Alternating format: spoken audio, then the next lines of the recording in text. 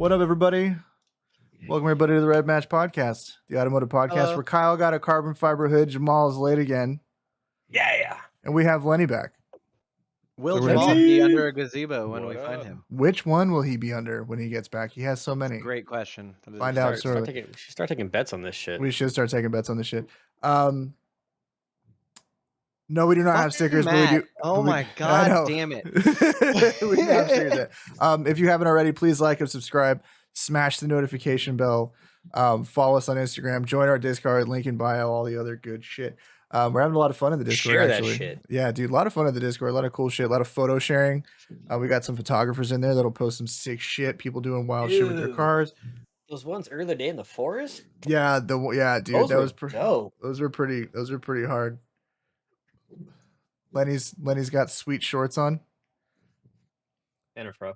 The quietness of Lenny's demeanor is only offset by the loudness of those shorts. You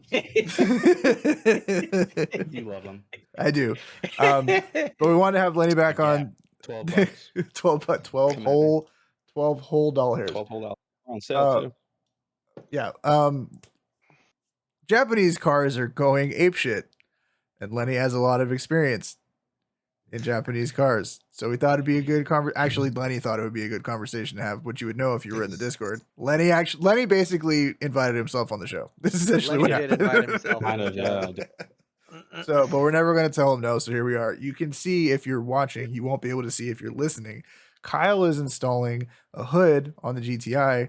It is carbon fiber. It is full carbon fiber, not CFRP. The real deal, Holyfield, fiberglass free. And that shit looks. That was nice. You like that? Yeah, I do what I can. Nice. You should catchphrase that. Yeah, we'll try a TM. But it looks sick. And he was like, I got to put this thing on. Apparently, it just showed up today. He ordered it like over a year ago. So he was like, we're going to do this. And I was like, I support you because you like German shit anyway. So this JDM conversation doesn't really matter to you. Thumbs up. No worries, dog. I see you. I like dry carbon fiber though. Thank you, Jenna. Thank you, Jen, for the moral support. Yeah, on the topic of merch, because merch is in the chat, we're gonna do stickers. We have a shirt coming. We're just getting started. We're working with Tim, who was on with Superdrive. So if you haven't catch that episode, catch that because that was actually a really cool, interesting episode. But we were like, hey man, we need a shirt.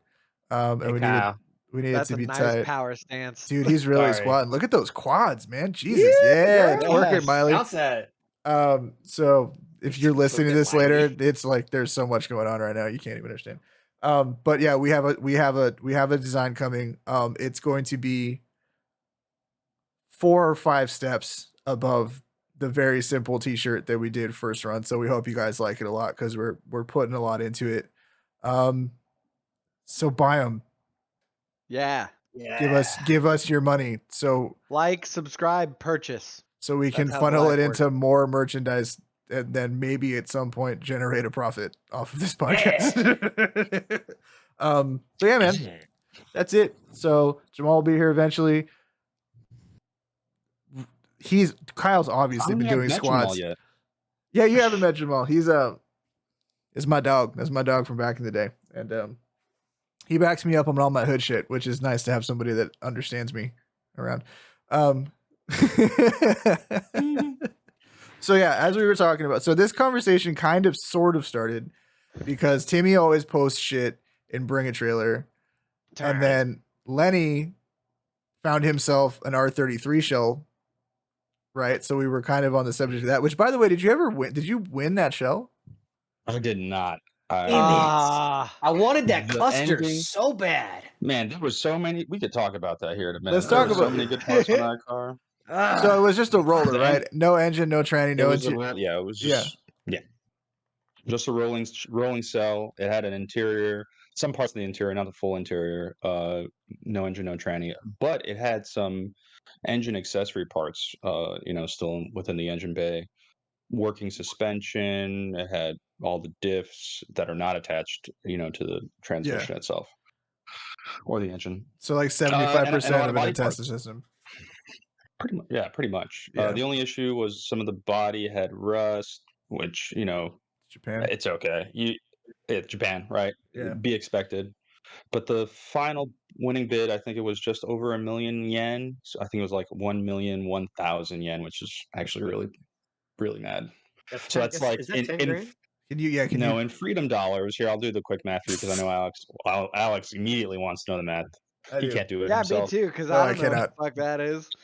I think it's If like anything, I could speak in like 7,600 Zenny from Dragon Ball. 7,600, somewhere around that ballpark. That's when considering the fact that you still have to get that bitch here. Well, no, yeah, it wouldn't be a 33 that would be immediately coming over. So like, there's the history of the car was that it was involved in a theft and it was a insurance recovery, and so there was no documentation with the car. So you're buying a salvaged engine and transmissionless roller from Japan, essentially. Yeah, if anything, the shell could be reused for a great race car, but Right. I don't think it could ever be re-registered. Or it would cost probably more than it's worth to go through the paperwork to re-register it. Yeah, I would. Japan. I would. Then moreover, to ship it out to America, it needs to have a title, right? And that is missing from it at this point at the auction. And so like to go through all that, if I was over there as well as with my partner, maybe a 2-man operation, it would it'd be economical and worth it. But like we thought about it, and it was just on that borderline, so we didn't go for it. I mean, that's a lot of ched. That's a lot of ched for a roller. It wasn't even really about the money. It was just more about the time and effort. That's what I'm saying. You're gonna him to do it himself, right? Because he's over there by himself, and that's what he would have to take up space in his shop in his garage for all that. And so it's not so much the roller. Japan, it'd be a great deal, but no. But you're not in Japan. You're in America, where we're not allowed to have shit, dog. So no. I was saying like if opportunity. Yeah, you guys have it even worse. But no, I was saying is it's one thing if it's $6,500 and then you have a roller that you can just build a car out of, but you have to get it registered there to bring it here. So you've got to just continue to throw money at it before you can actually get it. It's just, it's not $6,500 is what I'm saying. Really, what it's all said and done. You know what I mean? I mean, yeah. Still, like if we were being really hyperbolic here, if we were to think out, okay, I did all the paperwork for the Shokin, which is the title in Japan, and then it's able to get shipped out to America. I have to put an engine and a transmission, clean up the interior, and then also deal with the rust. If it's surface rust or deeper than that, who knows? Like it's still missing a hood, bumper, the headlights that cost 10 grand. Like there's a lot to be done, but I think it would still come under the market price value of the 33 or, whatever the perceived is. I see what you're saying. Nowadays. Yeah. I see what you're saying. Yeah, probably. So in the end, you'd still be winning. But to get there. Is that a tough sell? That's a lot of commitment. Like, this better than we do, which is why you invited yourself here. But, like Timmy opened the door with all these. He did the BATs constant. No, but my question is, stuff. It's cool shit. I know it's overpriced shit, but there's a lot of literally cool there's a lot going on. There's market pricing and then there's bring a trailer pricing. They're not the same thing. Not the same thing. But my question is like, while you're absolutely right, you'd probably be under the. Did you see? Okay, pause. Did you guys see that Larry Chen's GTR got fucking valuated at $85,000? Yes. How much of that is? Did you see that he brought it to Tommy Effie's shop? We're not. Wow. I'm not going to get into YouTuber slander on the internet. Okay. We're the smallish fish. In the we're the small. Probably. You know what? I'm gonna in hour 20 minutes in an hour. Yeah, I'll say no because we're a small channel and I don't want to make waves. And then by the time I've had a couple in me, no matter what their names are, throw the biggest stones. Is that the way it goes? Yeah, right. Something about huts and wolves. I don't know. Something about that. But yeah, so because he had original tint. That is a great point. He's right. So my question is, wait up. The AH3 paint code is one rare, and it was in original condition, and it looked like his seals and moldings were in, all right for the age, and so Right. there's a lot of that. But my question is like the roller, because you were like, oh, I'd come in under market. Once you got the car here, right, and you deal with all that, at some point it's still a salvage, stolen GTR. Does anybody actually give a fuck stateside? Or is it just to be like, it's an R33, fucking send it? You know what I mean? Like, here's an interesting thing about the Japanese title and the export certificate, and then the translation that comes with all of that, and then what comes out on the US title is completely different, right? And so unless you had a copy of the Japanese title, the Shaken, like, you wouldn't know if it was a recovered so or what a you're telling me salvage is you're or a fucking whatever. crook. You just say it. You're like, I'm a fucking crook, and I would I just didn't say I would do all that, because my intention with the shell at the most finest point was to race keep car. it in Right. Japan, then make it a race car in Japan whenever I get back over there, because I have a ton of parts just sitting there as well. I mean, listen, fucking Alexi has kept fucking beer can Skyline, right, for generations over there for the exact same reason. And he keeps it at Ebisu. Yeah. Like, I wouldn't even have to go that far up north, which is great. It's very convenient, and I'm very blessed to have that opportunity. But I think this one went through the grips. It's all right. It's you. I'm sorry that you only own one Skyline, Lenny. I know that's really tough for you. I know you're really like having a rough. Real hard. Dude, it's just so hard for Lenny. Time that there was 3 outside of my parked outside of my house that I had ownership of. It was an interesting point in my life. Wow, and they were all 32s as well. We just fucking slap us in the face. And that was the RevMatch Podcast. You're right. Yeah, the automotive podcast where Lenny's never going to be back ever. We're never bringing it back. Okay, we will never. And to be fair though, like, full disclosure, I was in ownership of those 32s, but they were friends of mine that I was holding until they were import ready. It's not mine. I'm just holding it for a homie. Right. Okay. And they were in my name, so I was able to legally export them back to them, Oh, I get it. So you're a crook, like we said. I'm a rich crook. Accurate. Ain't no such thing as halfway crooks, bro. Here, guys. I lost my 10 mil socket. Oh, yeah! Wow. Oh, I know. Nice job, Ryan. Hey, just first place to check is your manifold. Go check your intake manifold before you fucking. Shit, right? Which, how does that get in when you're putting a hood on? Nobody knows, but Kyle figure it out. Nobody knows. Yeah.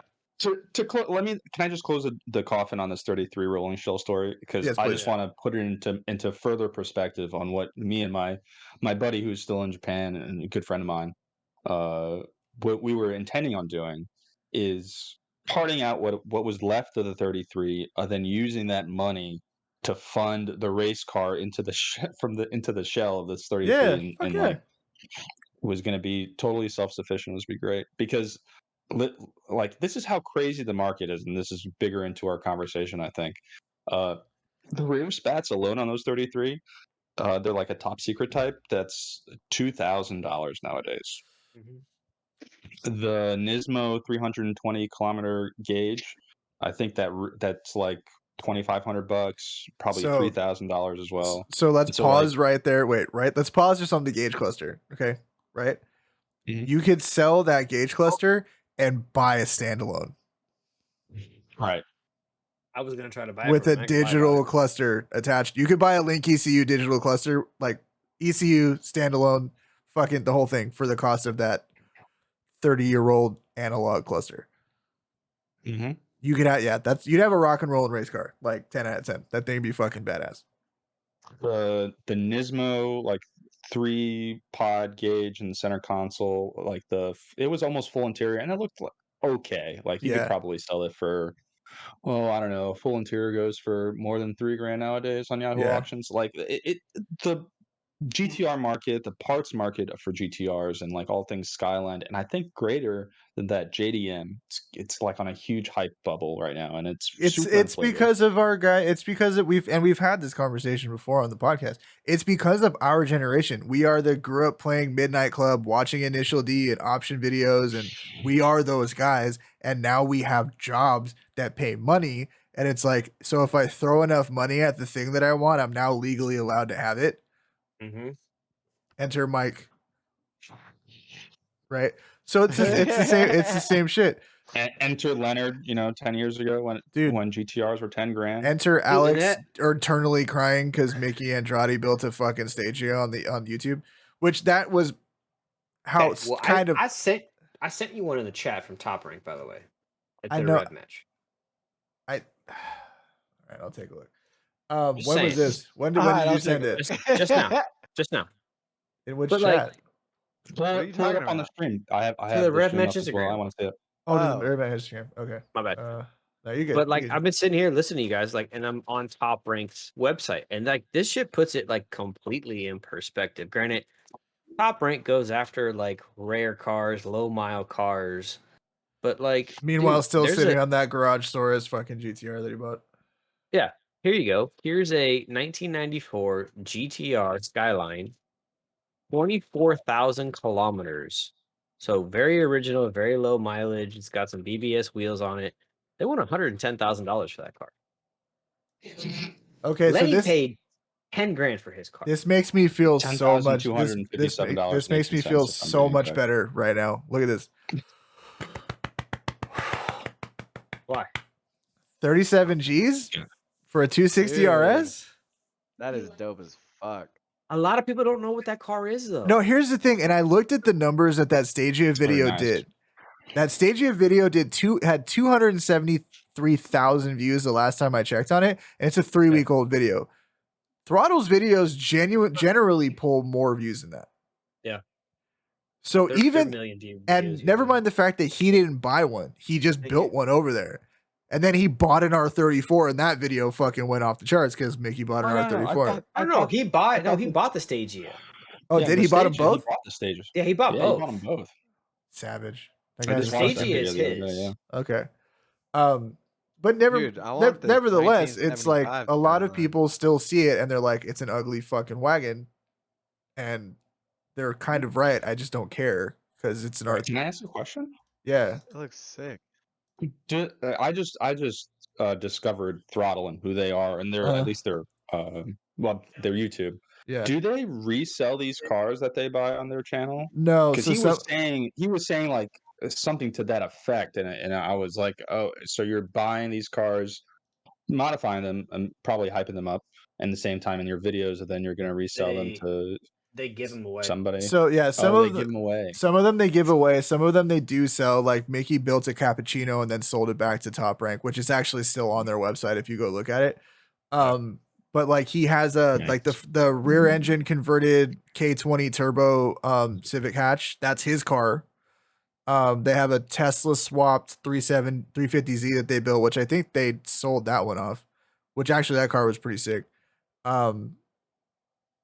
But a lot of the BMWs are Evan Beckerman's, and he ends up selling those off and swapping out.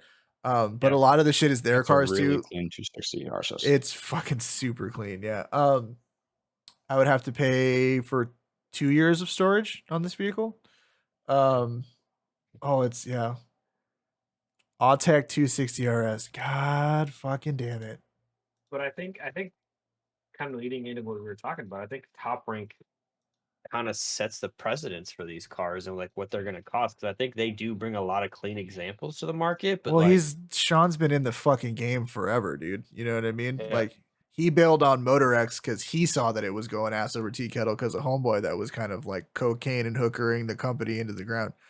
But he did. He worked with CARB. He worked with EPA to develop all these processes to make these cars legal in the States back in the day, right? And did all the crash testing and all that other shit. So he kind of wrote the book on how does one sell a California legal Skyline, right? And he's been doing it for 30 years at this point. So they got a Bayside Blue R34 GTR on basically it's 100% stock from what I can see. I mean, it's got the original airbox. There's steering wheels there. The gear shift is there. Wheels. Lenny, what's 179,000 kilometers in American? That's like 80,000 miles. Fucking sold, baby, on a 25-year-old car. Fucking send it, dog. I don't give a fuck. Hell yeah. Oh, this Bayside Blue GTR though is $175,000. Yeah, it's an R34. Like, I think. why? So let me like. I think I really know the reason why. Because like, to Lenny's curmudgeon ass points on GTRs. R34 specifically, the difference between our GTRs objectively is mainly mass in the size of the vehicle and styling, but performance wise, it's essentially the same engine and drivetrain. Yes, obviously there's more powerful versions, some make, whatever, there's tuned up, there's the Z tunes, there's all this other shit. But the R32, when you think of Japanese cars as smaller-ish and lighter-ish and nimble, that's realistically the most kind of on-brand example for that, right? The reason why the R34 is the favorite is that to most people, myself included, it's the best looking one. I know they're huge. I've seen one in person. It's bigger than your R33. Yeah. But we saw one at Superdrive. It's basically the same size by the dimensions. Like the wheelbase of the 33 is longer by 2 inches, but that's a lot. On the rear, 2 inches is a lot. On the rear of the 34 is over by 2 inches, and so like in the end, it's kind of shifting it around. Yeah. But I think what it is like same size. When you look at all of like the cars that like pull a lot. When you talk about Japanese cars, when we're not talking about EG hatches and like Hondas and all that kinds of shit, where it's like, is it an ITR, all that shit? It's that long hood, long trunk thing, flat, very flat cars, right? Like S13s are very flat. Even S14s are super flat. Supras, older ones, Mark 2s, Mark 3s, all that shit, Chasers and all that other shit. They're just flat, squarish kind of cars. And the R34 is like the squarishest iteration of that. And I think that's why people gravitate to it. Plus, obviously, there's the Fast and the Furious effect. There's all the, Midnight Club, all that other shit, right? That was the fucking Halo car was R34. Even the fucking, the Initial D video games in the arcades back in the day, right? That was like the last car on the list was the fucking R34 GTR, right? Yeah. So it's been super pumped up, and there's fewer of them by a wide margin, right? Yeah. So, that's why. Do I think they're $200,000 cars? Fuck no. There's not $100 even if we go off Larry Chen's car at 85 grand, there's not $115,000 worth of difference between an R32 and an R34. I would agree, yeah. Not unless it was like a V-Spec to... No, it'd have to be a Z-Tune. And the only one that I would ever justify would be a Z-Tune, right? Because it's just like, hey, they took 100 cars, right? Some stupid shit like that. It was 100 cars. That's like the 400. That's like the 400R, right? They built 40 Z-Tunes. Okay. They built 40 of the 400Rs? Yeah. Yeah. So I can understand why that's a collector car. Like, I get that. But those are also $500,000 cars damn near at this point. Like that carbon hood looks good. No. You guys. Add a 1 in front of that. Are they that high already? 1.5? Oh, God, yeah. God damn it, Kyle. That shit looks so hot. Fuck, dude. Oh, nice. That looks good. You can't sell that car, dog. Kyle's going to fall back in love with the car. Honestly, I was going to say, like, you're going to get out of the GTI to drive an RS. I was telling him today that he needs to finish the all-wheel drive swap, and that car needs TE37s. Black TE37s with the red Volk fucking stickers on them. I second that. I definitely. And because the wheel, sell it if you're gonna buy a GTR. That's my vote. No. Hold on. Let me open the hood up here. Did you find the 10 mil? 10 mil. Damn, it looks like you actually got it. You got it pretty like lined up. Like it looks like you've got all your. Oh, he wasn't going to bed before that shit was. No, he was like, "Oh, it'll take me like 20 minutes." I'm like, "You're gonna be sitting there dicking with it, trying to get your panel gaps right for like the rest of your life." So no, you're not going. It's not gonna be 20 minutes. No, I got it. Dude, so it's Mike, all did carbon you? fiber. I don't know. It's kind of hard to see, but Yeah, full so all of carbon. it. sick. So Yeah, no, I see it. Yeah, it's nice. the Yes. washer jets were a pain in the ass to get back in, That I but believe. everything fits. I'm actually really impressed that you didn't have to file anything or like Dremel anything out, even like gel coat to get anything to fit.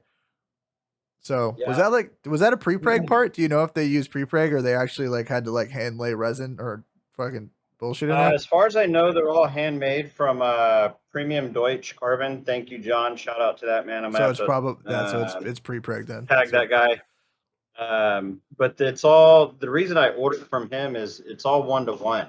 So all of his fender, his mirror caps, his emblems, everything that that guy makes is all like basically 1-to-1. So it's basically factory fit. yeah. I think that's why I was able to get the gaps on there so good. I need a small adjustment. It needs to just kind of move a little bit, but I'll do that at work tomorrow. Yeah. Nah, dude, you got high quality shit. Like Cybon's getting dragged through the fucking mud right now. Oh, Lenny has it. Lenny would like to share with the group. What kind of protection do you have on that hood, or what kind of protection are you looking to put on that hood? Like some ceramic coating? You need some You UV. need expel the shit out of that thing. Oh, I'm doing expel for sure. But the problem, so I've been talking to our expel guy that has been working with us, I think for the last year, and he just cut ties with the company today. So like I've been trying to get a hold of him, and so I'm gonna go with Tim and Mike. You guys know Dave and Christine, so I'm just gonna have to hit those. Well, yeah. They're expensive, but They are expensive. there's a but it's reason worth why the they're work. expensive. Yeah. Yeah. So it's gonna get an expel. Hopefully this week. Hopefully I can catch him this week or something like that. But Bro, that'll take him an hour and a half. I know. If that. Well, it's Yeah. I don't know the process for expel, but obviously they got to get in the little. Bro, they go to their house 20 minutes away from the dealership. They print out the measurement for your hood and they come back. Yeah, but he's got all the they extra trim it. vents and shit that he's got to like. That would take him a bit longer. They got to hand cut some pieces, but yeah, They're 2 hours professionals. max. Yeah, 2 hours max. They got I mean, it. you could do it the old-fashioned way and like just add like maybe a kilogram of urethane matte ceramic coating clear, but like body shop would have to do that.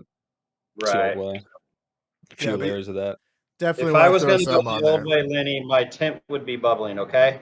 Damn, roasted. I love that I have single-handedly started a small shithead movement just to ferociously roast roast Lenny about his tint over and over again until. Did you see what Jaybird said? Oh, it's I did. Because he had the original tint. That's why he got 85 grand for that shit. That's exactly why.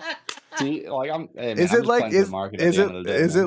like horsepower stickers? Like it's another $100 for every bubble in your tint. Is that how that works? Like 1,000, buddy. 1,000. More than you can afford, pal. Fucking classic, dude. Yeah, getting back to the price on everything. So like the reason why I think it's more ridiculous that these cars are going for this amount of money now, and like the 34 isn't even legal yet, right? And No, so people like, are paying 200 G's for it and then paying to store it for the next. Yeah, you know what I mean? Like it's the parts as well, right? And so you have a bunch of dudes bidding on a rolling shell up to $1 million yen on Yahoo auctions, in the middle of the week because it's got some rear spats and a gauge cluster, and that alone would be enough to recoup the money that you invest into the car. Then you got a whole bunch of stuff, and so like the regular GTR owners, or like I wouldn't say the regular because maybe they all have a little bit of no such thing as a regular GTR owner, but like the ones that have had the cars. Excuse my the tongue twister, but like they've had these cars for years now, and like they've driven it, daily driver type of owners, and they're getting priced out of maintenance parts because those are hard to come by, right? Yeah, that's a good point. But then you have people like Trusky Kaku over in Japan who are like they have been hoarding parts and cars and shells and engines and all sorts of things for the last decade. It's smart. I'm not saying it's bad. It's very, very business savvy of them. But like they've It cornered that does. market, It and now fucks the market a little bit. Yeah. it's fucked They the market dictate it. completely. Yeah. Yeah, they And dictate it. they had a brand new N1 block up on their site for 700,000 yen the other day. That's $5,000. So here's the interesting thing that Kyle's got a giant boner for it. Here's the interesting thing that I think we're gonna start to see is one, like you see shit where like Toyota is now remanning parts for Supras, Mark IV Supras, right? In the States, you can buy new parts. I think as those cars start to come to the US, I do honestly think, because like, dude, I used to go buy JDM Nissan parts at a fucking dealership in La Puente when I was in LA, right? Like they would order the JDM shit. They had those supply lines, that connection's been there. I think when there's more of those cars in stateside, there may be Nissan being like, hey, we're going to start remanufacturing certain maintenance parts for this car, right? Because now there's more of a demand for it, whatever. The other thing they have already though, because they have Yeah, that heritage program. Nissan already has, they already have a heritage. No, I know, but they also have, but a lot of that shit is still like, like, oh, we'll restore your GTR for $500,000. No, but I think what I'm saying is you're gonna see, yeah, I think aside from that type of shit, I'm saying like I think you'll see. It's all based on demand, right? And the more there is in the market, the cost goes down because it's not as like rare of hard to get as a part. So I think if they start to ramp up production of those parts, because now the States has these cars, we're drivers, we like to do all this shit. Hopefully that offsets to some degree, because now there's a larger market other than Japan and like New Zealand and Europe and all that shit, where people will be demanding these parts. Well, Two, I think the aftermarket. There's more. I think the aftermarket in this country is going to step up for a lot of that shit, because now that we have the cars here, we're gonna want to work on them. So like an N1 block is $700,000. Like I can get a billet RB block for less than that, obviously. Right? I can get one made in the States or made in fucking New Zealand for less than $700,000, and it'll perform. It was 700,000 yen. Yen, which is $70,000. I don't think the billet blocks are still going for like 10 grand, 12 grand. Oh, that's not 70 grand. What is yen? What is yen? Let me see this thing. That's probably. That is probably like, I thought you said 7 million yen. I don't know where the fuck I got that from. 700,000. Yeah, it's like 5 grand. You I don't know if you can get a billet block for an RB. No, you can't. Fuck no. I thought you said 7 million yen. But even still, I think that shit will start to. Who knows, dude? Maybe you have people start fucking forge casting blocks out here. That's the beauty of like the machining, forging industry in this country is we make a bunch of shit out of metal, right? That's what we fucking do. 3D metal printing. Very true. Yeah, exactly. So I think that as we start to have more of those cars, I mean, RBs are picking up popularity as it is. People have gotten hip to the fact that once you get to a certain power level, everything's expensive. And realistically, like an RB, like the thing with an LS is the cheapest way to get to 500 wheel horsepower. I don't give a fuck what anybody says. If you're going past that or you're going to a race application, things start to even out really quick. Mm-hmm. And you can really kind of decide what makes the most sense for you. And a lot of times, a 2J or an RB is more cost effective than an 800 horsepower LS, right? So I think all that stuff will play into it. But as the biggest issue, I think, is the barrier to entry just to get the fucking car right now. Because everything is just like skyrocketed like crazy. And it's,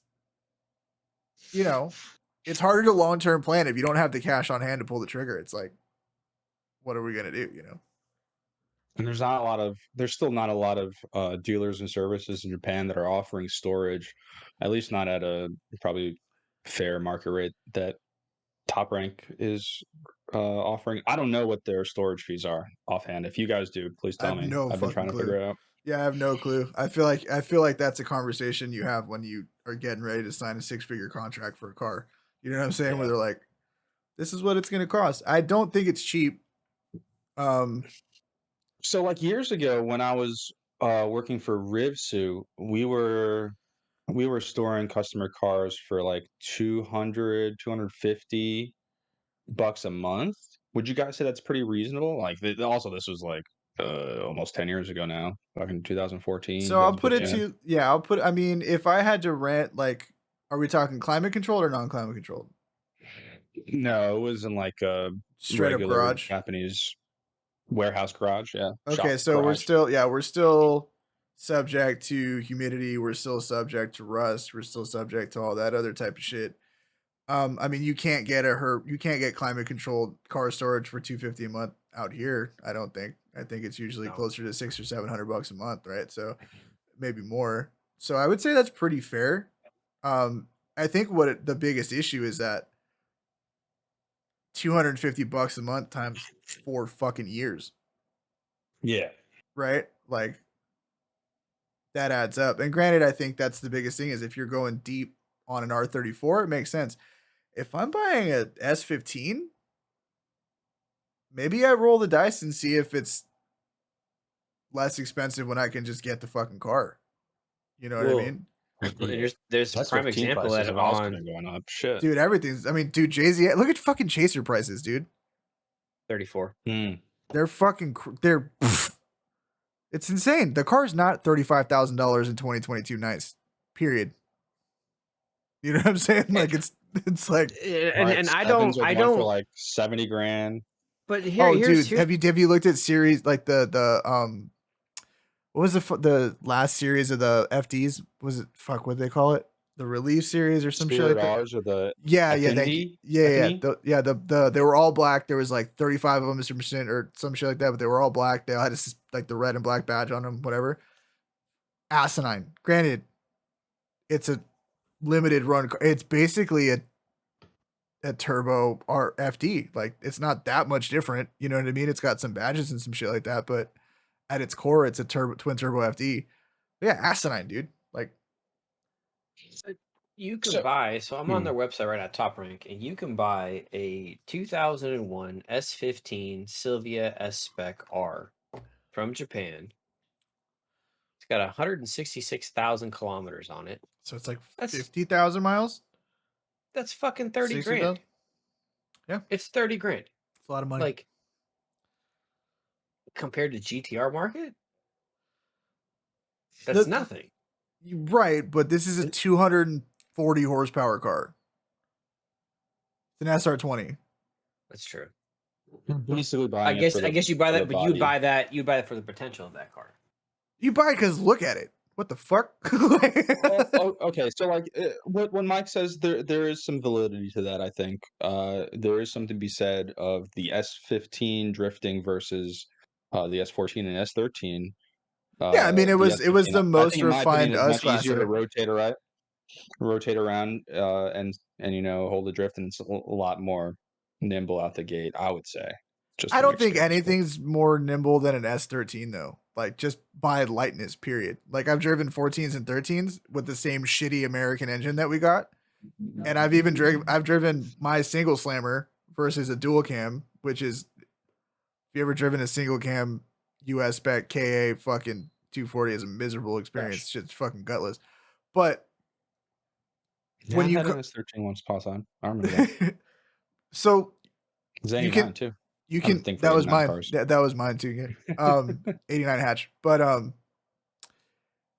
you can set them up one of two ways. You can set them up to be super neutral, and it's very easy to make them super neutral, and they're really fucking fast and a whole lot of speed. But they're also super snappy. I've always felt that the coupes were a bit snappier on like initiation than a hatch is. I don't know if it's a parcel tray or whatever the fuck, but the rear end just seems like way tighter together.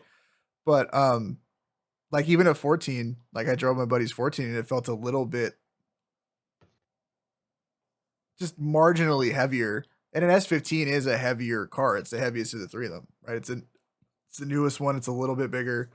But I mean, when you look at the cars, S15 is so fucking attractive. It's such a good looking car. You know what I mean? It's got so much going for it, like front to back. You're like, dude. I used to hate S14. Nice. I'll give you that. Yeah, it's nice as well. It's just like an all around good car. Yeah, it's just a more refined S chassis, right? And it's so markedly different in appearance than the 13 and the 14, and I think that it's such a step forward in terms of design. It's got so much more like dynamicism in the way it looks. This is the same reason why I like Kuki S14s better than Zenki's, because I just feel like the front end has more drama to it. It's a little bit more interesting to look at. Go check Instagram fucking chat, and there is the prime example that I was talking about. And then we're going to move back to the Skyline talk and what they have for sale there. What? Oh, did you just send me something else? Oh, is this the one? While you're looking, while you guys are looking at Top Rank a lot, and I appreciate everything that they have, and like their caliber of car is, as the name They're says, not the only horse in town, though. They are not the only show in town. But really quick, Lenny. But wait, just hold up. Look at this fucking S15. Yeah, pull it up. It's already up. Oh gosh. And the black car theme, Mike, you're really fucking with me right now because I have a problem. And the Advan RZ or the RS. I love the OG super aggressive. We don't need the rest of the bumper because that's where the intercooler piping goes. That looks sick. Huge fan.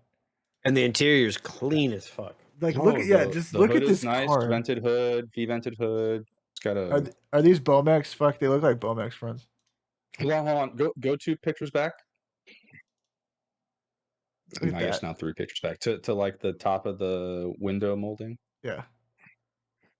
Sorry. No, but this looks pretty straight. Right here's a little. It's been repainted, or that's wax and. Right here. And this all on the molding. It's probably wax. Mm-hmm. It's probably like a rush polish job for the photos. Valid. Sorry. Yeah, continue. Carry on. But dude, look at just like the line of this car, dude. That's looks good. It's real. She real nasty. I don't know if I would. I don't know. I'm kind of. I really like the S13 coupe. Truth be told, over everything that's like Sylvia really front nice. end. Yeah, come on. Oh yeah, with the Sylvia front end. Yeah, dude. Okay, it's got to be in like a dark gray as well. Really low body. Dark gray or the two-tone, the mint two-tone. Huge fan, mint two-tone. Ooh, you know what I'm saying? Yeah, come on. Yeah. Okay, here's a fucking real. Alex, we're not too far off. No, we're there. We're there. No, we're good, brother. Yeah. Stage, no.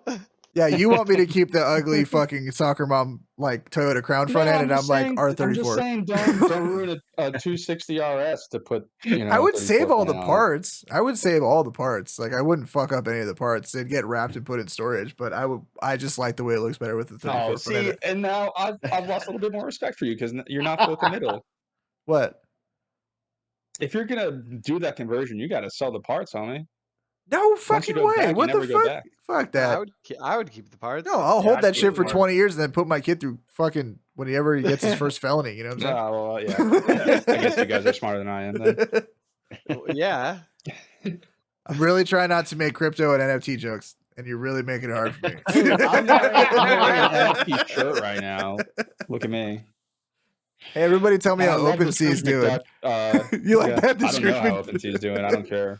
I love the Scrooge McDuck reference, and it took me a minute to figure out what you were talking about. But like, then I thought about it. Scrooge McDuck had huge bags, right? And that's what I'm doing. I'm holding huge bags of nothing.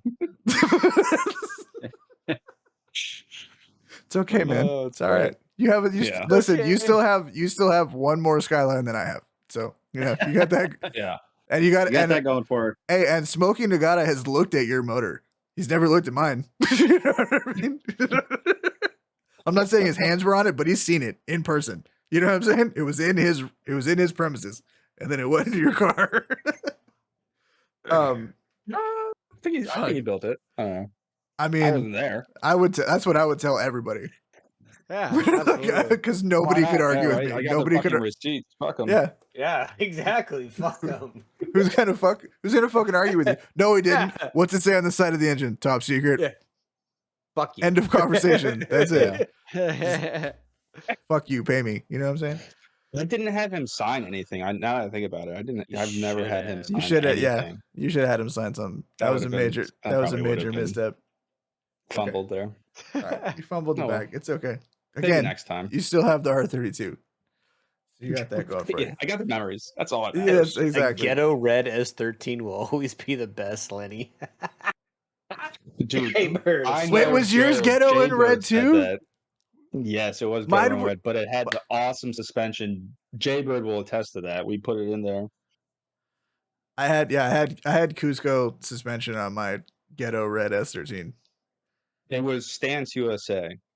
I had Cusco zeros. Yeah, on mine. Yeah, came with it.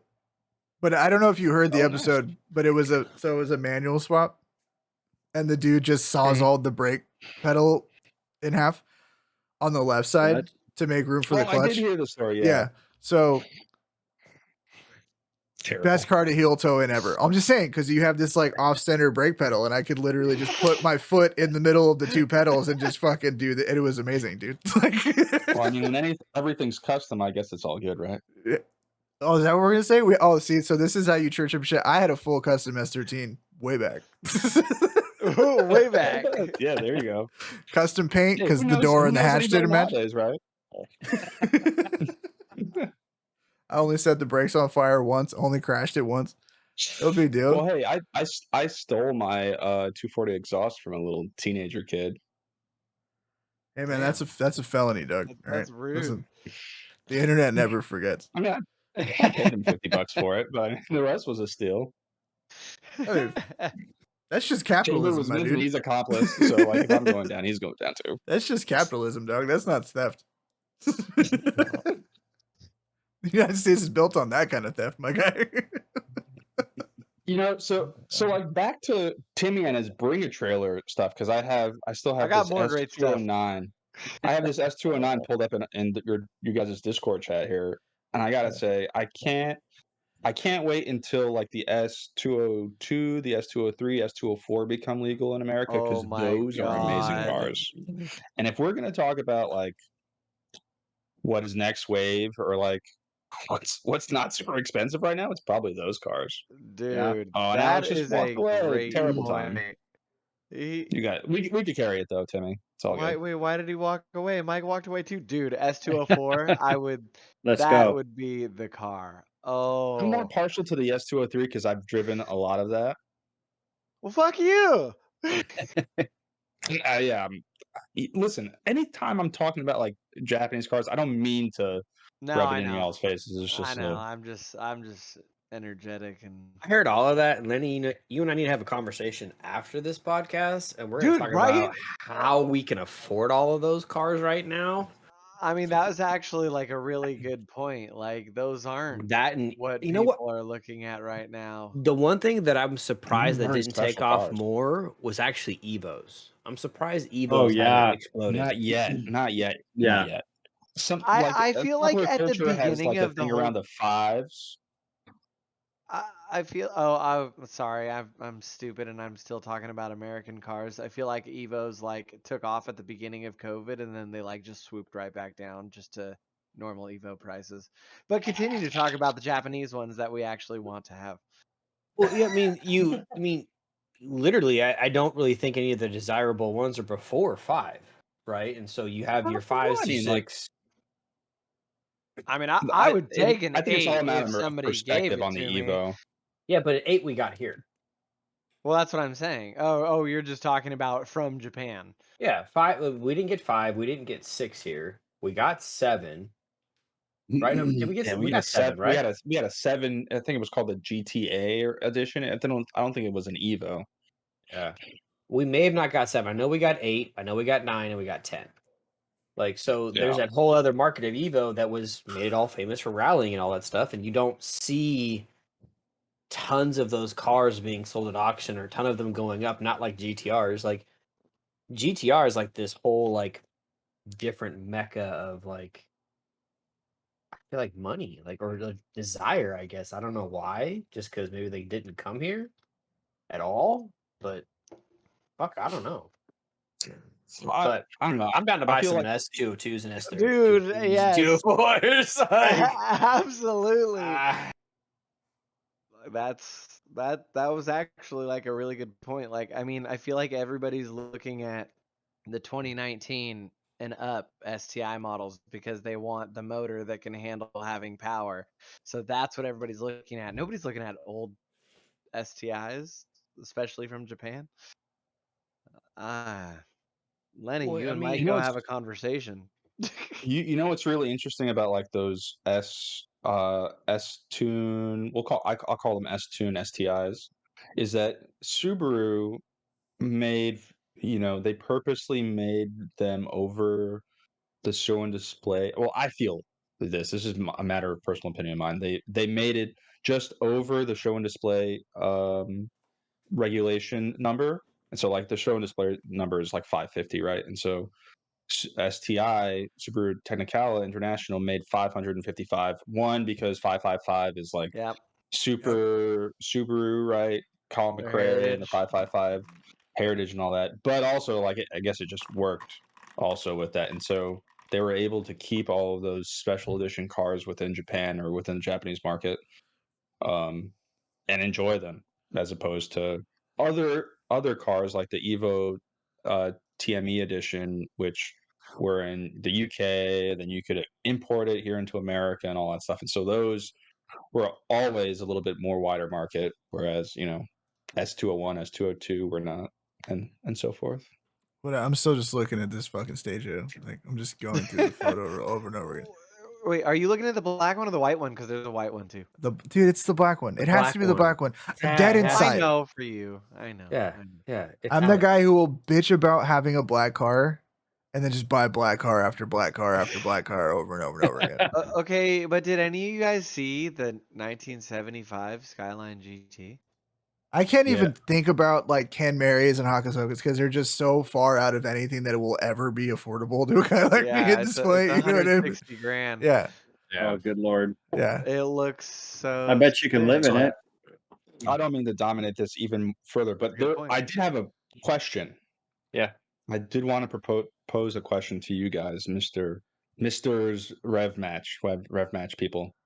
Would you prefer buying a completely stock or like a daily driven medium mile top rank car, JDM Classic, or a heavily modified with history, of race use or Wangan stuff that'll like put instant smiles on your faces for, relatively around the same price? Which would you choose? If it's a Japanese, so if it's a like a Japanese owned tuned car and I can get some kind of receipts on where the car's been, etc. All day long. Oh, the second one. Yeah, no. I'm buying an enthusiast car all day long. Yeah. Honestly, I feel like the cars that I would want to have that are like daily driven and not abused would be the German cars. Like I want an old 911 that like hasn't been used. Like there's that beat up. Or like an E39 M5 or some shit. Yes, absolutely. Like Grandpa drove for years. Yeah, that's got 60K on it. Like, exactly. Like that's the kind of oil car that changes I would every want 1,700 miles and stupid shit like that. If it's a Japanese car, and he was weighted I want to time. beat the shit out of it. Yeah. No, I would. I introduced to you guys RMC Miami. Go look that up. Real Muscle Car Miami. Google. Are these the guys who were in Too Fast, Too Furious that lost to fucking? These guys had like I just recently discovered these guys as well. Like I've had way too much time on my hands recently, and so like I've been internet trolling, and these guys have. What is this? I don't know what connection my god they have, but like it's littered with goodies. Dude, what was it called again? RMC Miami. Okay, dude, so we have an FD RX-7. We have a 911 Carrera lightweight Outlaw, so it's a Magnus Walker knockoff.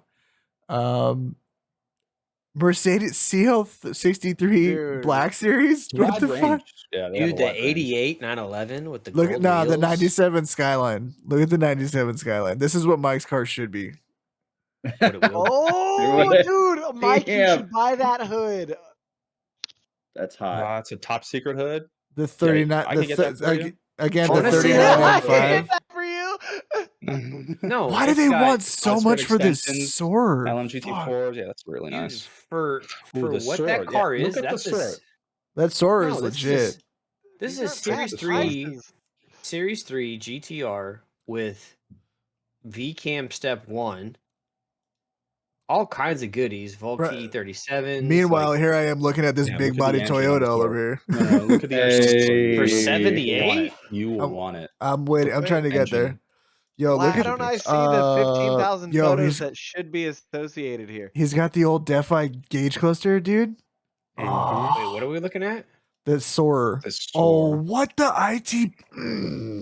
Leonard, you know me too well. Yes. Oh my God. ITBs don't on a call him by his fucking government name. by a one on a ITBs on a 1UZ, my guy. Dude, this car is amazing, right? That car I would fucks just love hard. to drive it once. Ooh, and he's got the gold. All of their cars fuck hard. Like I don't know who these guys know. I have to talk to these guys. It's black. Look at this exhaust. What the fuck? Mike, I'll put it in the chat. No, I found you it. Passed it. I passed it. Yeah. This is insane. Okay, no, I mean, there's some argument that that's a 63,000. Look at this NSX. Okay, thanks for this fucking rabbit hole, Lenny. Yeah, Jesus Christ. I'm here for honestly, your torture, my pleasure. I would trade my GTR for this other GTR. In a second. What's the price on the GTR? I didn't even look at it. 77? Dude. You could get close. With you could get close. With 38,000 miles on it, I'm calling him. Put your car on Bring a Trailer right now. Yo, real talk. You probably could make that much. Don't tell them what you're going to do with the money and then go buy this car.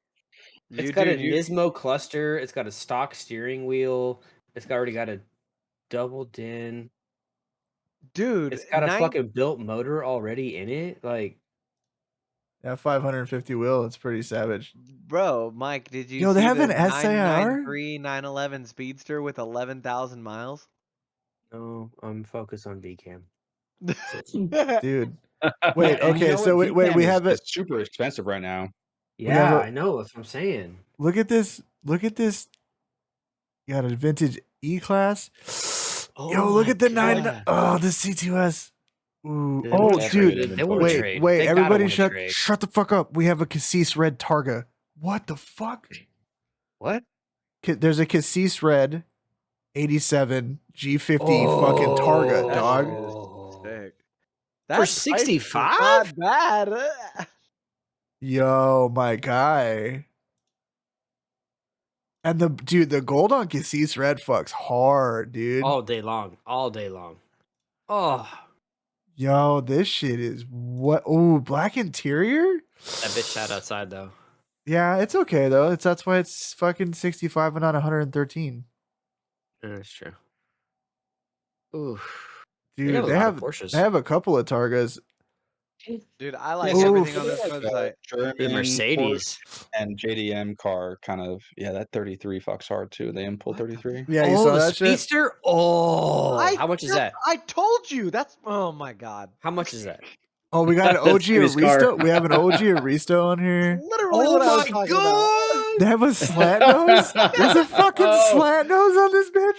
And it says call. You know when it says call. You can't afford that shit. There's three slant noses on this website. God. 3, dog.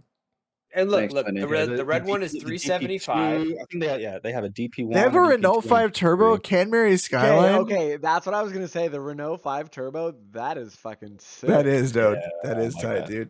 Yo, Jamal's finally here. Don't ever introduce me to these fucking bullshit websites ever again. Wild, bro. I'm gonna be on the worst. I'm gonna hit these fools up about this.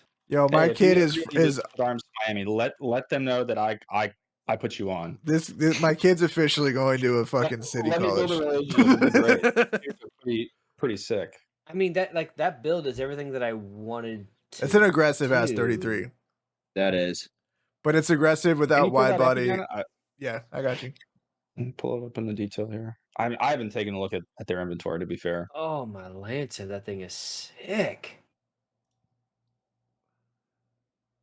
Furthering the conversation that TEs just flat out look good on everything. Dude, the fucking headlights alone are $12,000. Okay, Mike, you need to go sell your car, bring a trailer. That's an ARC intercooler? GTR. That's a fucking ARC intercooler? If that's a legitimate ARC, if that's not just a spray paint job and like the badges are on that bit. That's tight. Those taillights, I hate those taillights. I have an ARC sticker you could slap on that bitch and legitimately it. Nobody would know. Dude, Nobody you see would the know. 993 Carrera RS tribute Don't car? care. Don't care. I right love now. this is a great audio episode, by the way, because it's Oh literally my just going to be a bunch of people God, listening to us dude. masturbate over shit they can't see on the internet. Go to That thing is so fucking clean. S3 seats. Yeah, that's Yeah. nice. This thing's badass, dog. It's still got the spare. Yeah, the $400 bumper is a lot of money there. Oh yeah, it's pretty clean too. It seems pretty lit. What I Yeah, like this about them is that they provide a lot of pictures, and so like, I'll be pretty confident in probably putting an 80 grand on this car. I for like sure. that they. Yeah, I mean, I like that they. Skyline, I would agree with this Yeah, price. Look, yeah. it's already got the AC location in the glove box. Oh, you already moved it. Look, Oh, and look yeah. at all the underbody photos. I love this. This is So great, clean. especially on a Japanese car. Like, I need to know what's going on underneath the car, right? Like, that's tight. The dash is clean. Yeah, this is a fuck, dude. You know what? This car, maybe this is just not like a Miami car. Maybe that's what the deal is. Like, it's just not, because this feels a little low. Is that an HKS manifold, or are those just valve covers? No, that's covers stock plenum. It's the V cam plus the HKS cam. fuel rail. Dude, Mike, I would call fuel these guys, dog. injectors. It's probably pretty quick. Dude, hell yeah. You should totally. You gotta call these. You gotta at least see if there's a universe where you can get into this car. There's definitely a universe. Why don't Yeah, you just sell the STI? Trade both the STI Yo, real and talk, the like, GTR for the like, new GTR. For real, like, not even. Oh, Jamal's here. So let me. We're gonna do this. Jamal, Jamal. So Jamal, what's up, homie? So Jay, when you get a chance, go to rmcmiami.com and then he's look in at a gazebo. And then look at the silver GTR that they have. We're trying to basically can't hear him. We're trying to get. Yeah, we can't hear you if you're talking. But we're trying to get. We can't hear you talking. Look at how sad he got. Like, it was like, oh, I was like went so depressed. There we go. There we go. after Now we he can said hear you. You couldn't hear him. You're making noise. I didn't say anything in the beginning. Oh. Go to RMC in Miami. Look at the silver GTR. We're trying to get Mike to trade basically everything he owns, including the current silver GTR that he owns, for this 500 wheel horsepower silver GTR that's for sale in Miami. But anyway, thanks Lenny for that. That's awesome. Thank you so much. I hate you, Lenny. Dude, Okay, you guys, I'm looking at TEs right now for the GTI. Oh my god, they're not even that bad, right? Because you run a small size. Yeah, they're not that bad. And like the Honda sizes, they're not bad at all. Like they're like a $2,400 set of rims, which is expensive, but it's not unobtainable. It's not like a $3,300 set for me and Honda Mike. sizes. Yeah, I mean he's got a GTI. He got a carbon fiber hood today. It finally came in after a year, so he's like, did you get the pictures? So sick. Did they go to the RevMatch? Yeah, Jenna said she sent him. Oh, did she? Oh, that was what this was. Okay, now everybody can see. Yo, this shit is hot, my guy. All right, Man, everybody. now I'm not gonna fucking sleep tonight. Fuck welcome everyone. Dude, welcome there's so many everyone cars. to Kyle's new Crabs on Fire hood. Dude, that shit looks so hot, dog. Yeah. That looks sick. You And the you can't Tahoe's in the background. you can't sell it now. You gotta fucking. It's gotta You go have all to the finish time. it. You gotta finish it. Yeah, I'm gonna finish it. You gotta finish it because you won't. Once Yeah. it's finished, you won't sell it. The next thing you do would just be Dazzle swap it. I'll call it right now. Right. You just be like, you know what? This thing really needs a 5-cylinder turbo. Okay, so now that Jamal missed the whole Japanese car market is ridiculous conversation, and we're like a good enough time in that this is a good transition where he can join the conversation and I can also get Lenny's opinion. I learned about something today that I never knew about. Okay. So my YouTube algorithm is a fucking shit show, right? Because it's like a weird mix of like video games, cars, Magic the Gathering, tabletop art, just all types of just ridiculous. Magic the Gathering. Dude, I'm a giant nerd. I don't give a fuck. We do it all day. So like, I love you. Or an That's why we love you. elemental. Thanks Yeah. for not blaming that on your son. no, that's totally me. No, I don't give a Magic fuck. the Gathering on yeah. his son? No. That's a different generation. Yeah. Facts. He's a Pokemon kid. But Feel like Pokemon. So like I'm Yeah, just we're scrolling both. through and I'm just like I'm eating lunch today and I'm like watching YouTube videos and it says Ameribara like it was something like Bowling Green's answer to the 2JZ, right? And I was like, what the fuck is this? So Bara is the Ford straight six turbo that we never got, which is like if you know anything shame. dude, if you know anything about Australian fucking hoonage, that Bara engine's ridiculous. There's high 4-figure Bara engines just flying all over Australia. Yeah, no, they're dude. So I'll put it to you like this: Adam LZ had a GT350R. It caught on fire. He pulled the Voodoo engine out, put a Bara engine in it. Oh, It's the shit. It's a big Australian 2J. He got rid of that car, didn't he? He did eventually, yeah. Yeah. So Chevy from 2002 to 2009 put a 4.2 liter dual lever head cam, 4 valve per cylinder, straight 6 turbo engine in Trailblazers, Saabs, Buicks, whatever, right? All these SUVs. It's called a Vortec 4200. No, I didn't even know this motor existed until today. I didn't even know it was a thing. What the Yeah, fuck? I've never heard of that. Never heard of this car. This dude has one in a 260Z running methanol and with a twin turbo setup and a stock crank, all that other shit, and like a hand ported head. Almost 900 wheel horsepower. There's a Prius and sack with a Bara. I'm sorry. What? Yeah, 900 fucking horsepower. Yeah, so it's this engine is in what cars? Trailblazer. Every non V8, so every Trailblazer, Saab 9.5, basically anything built on that chassis, right? Any SUV built on that chassis has that engine in it. So there was a Saab 9.5 an SUV. Yeah, so that was the one. That was the one that was like the Trailblazer SS. So remember, in that time, there was the Saab that was essentially a WRX wagon with a facelift, and then there was a Saab SUV that was essentially a Trailblazer with a facelift. Yeah. But I thought the Saab 9.5 was that. Was that the sedan? It's one of the.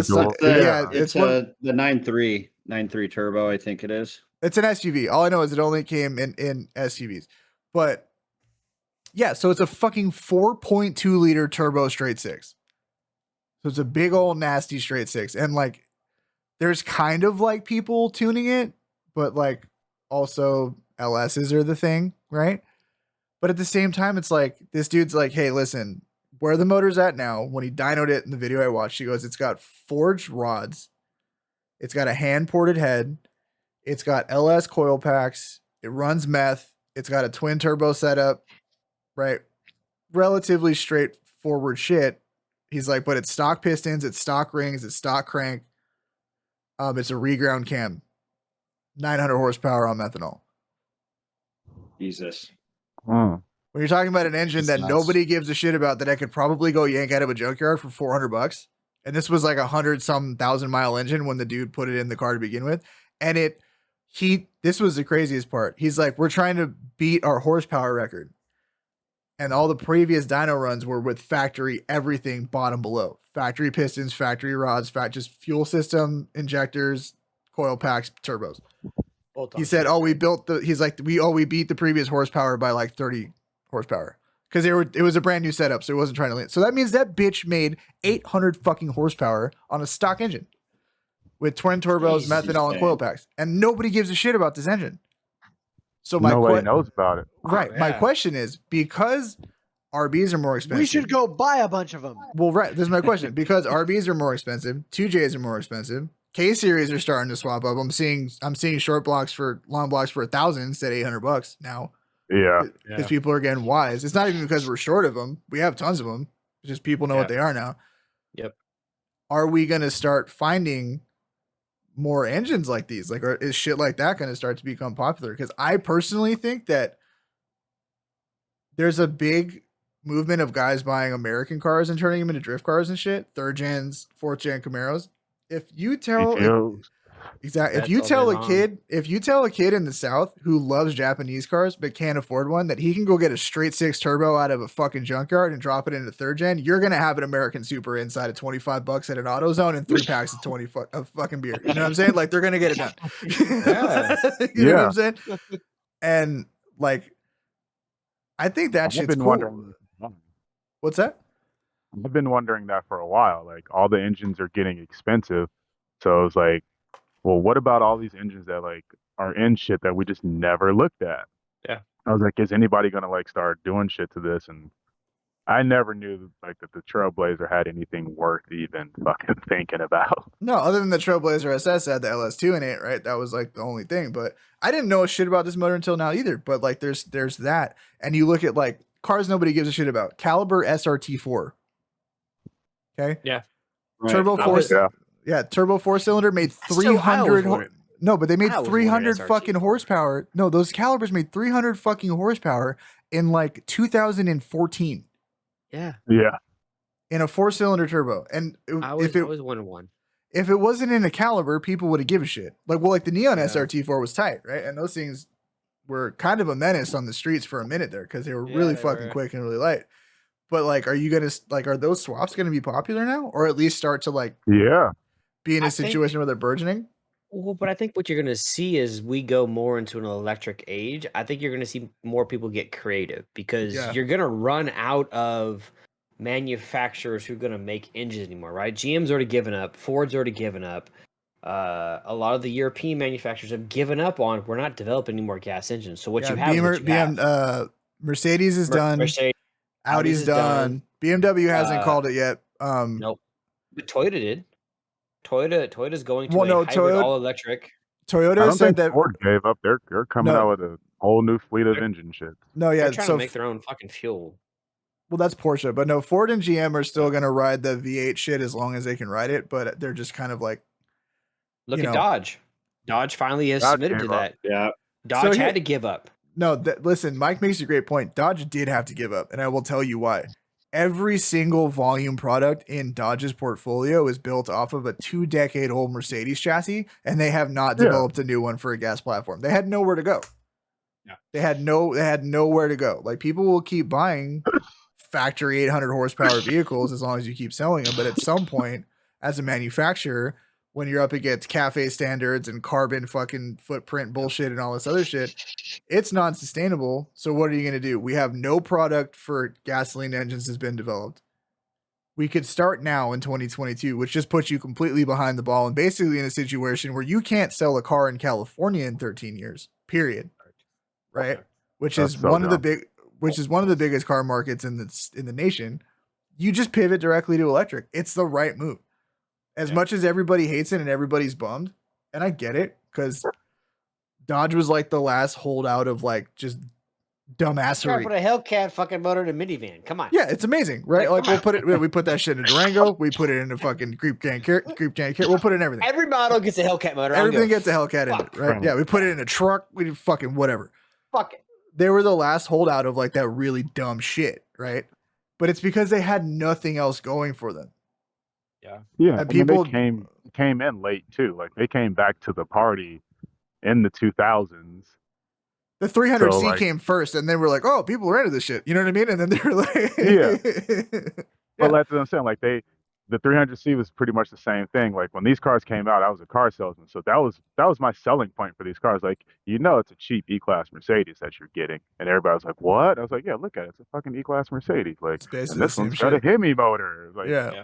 It's They rear wheel came drive. to the It's party V8. late, so I was like, all right, well, what can we do? Like, oh, let's just put the biggest engine in it that we can. Like, they were the first ones with like, what, 700, over 700 horsepower on the 707. street Yeah, car? yeah. Yeah, 707. Yeah. Yeah. It's like, And it- why? and- I don't And know, at the just time, got- that was the $70,000 car. Actually, Yeah. a stripped out Hellcat when they first came out was like 62 Gs. The fact that you Yep. could get 707 horsepower for $62,000. Factory was a factory mid 11-second car, right? Some shit like that. Like Yeah. who knew? ridiculous. But that And then, mean- then the demon It comes was out a and it's like big, we're fast running fucking E-Class tens. Mercedes. Yeah.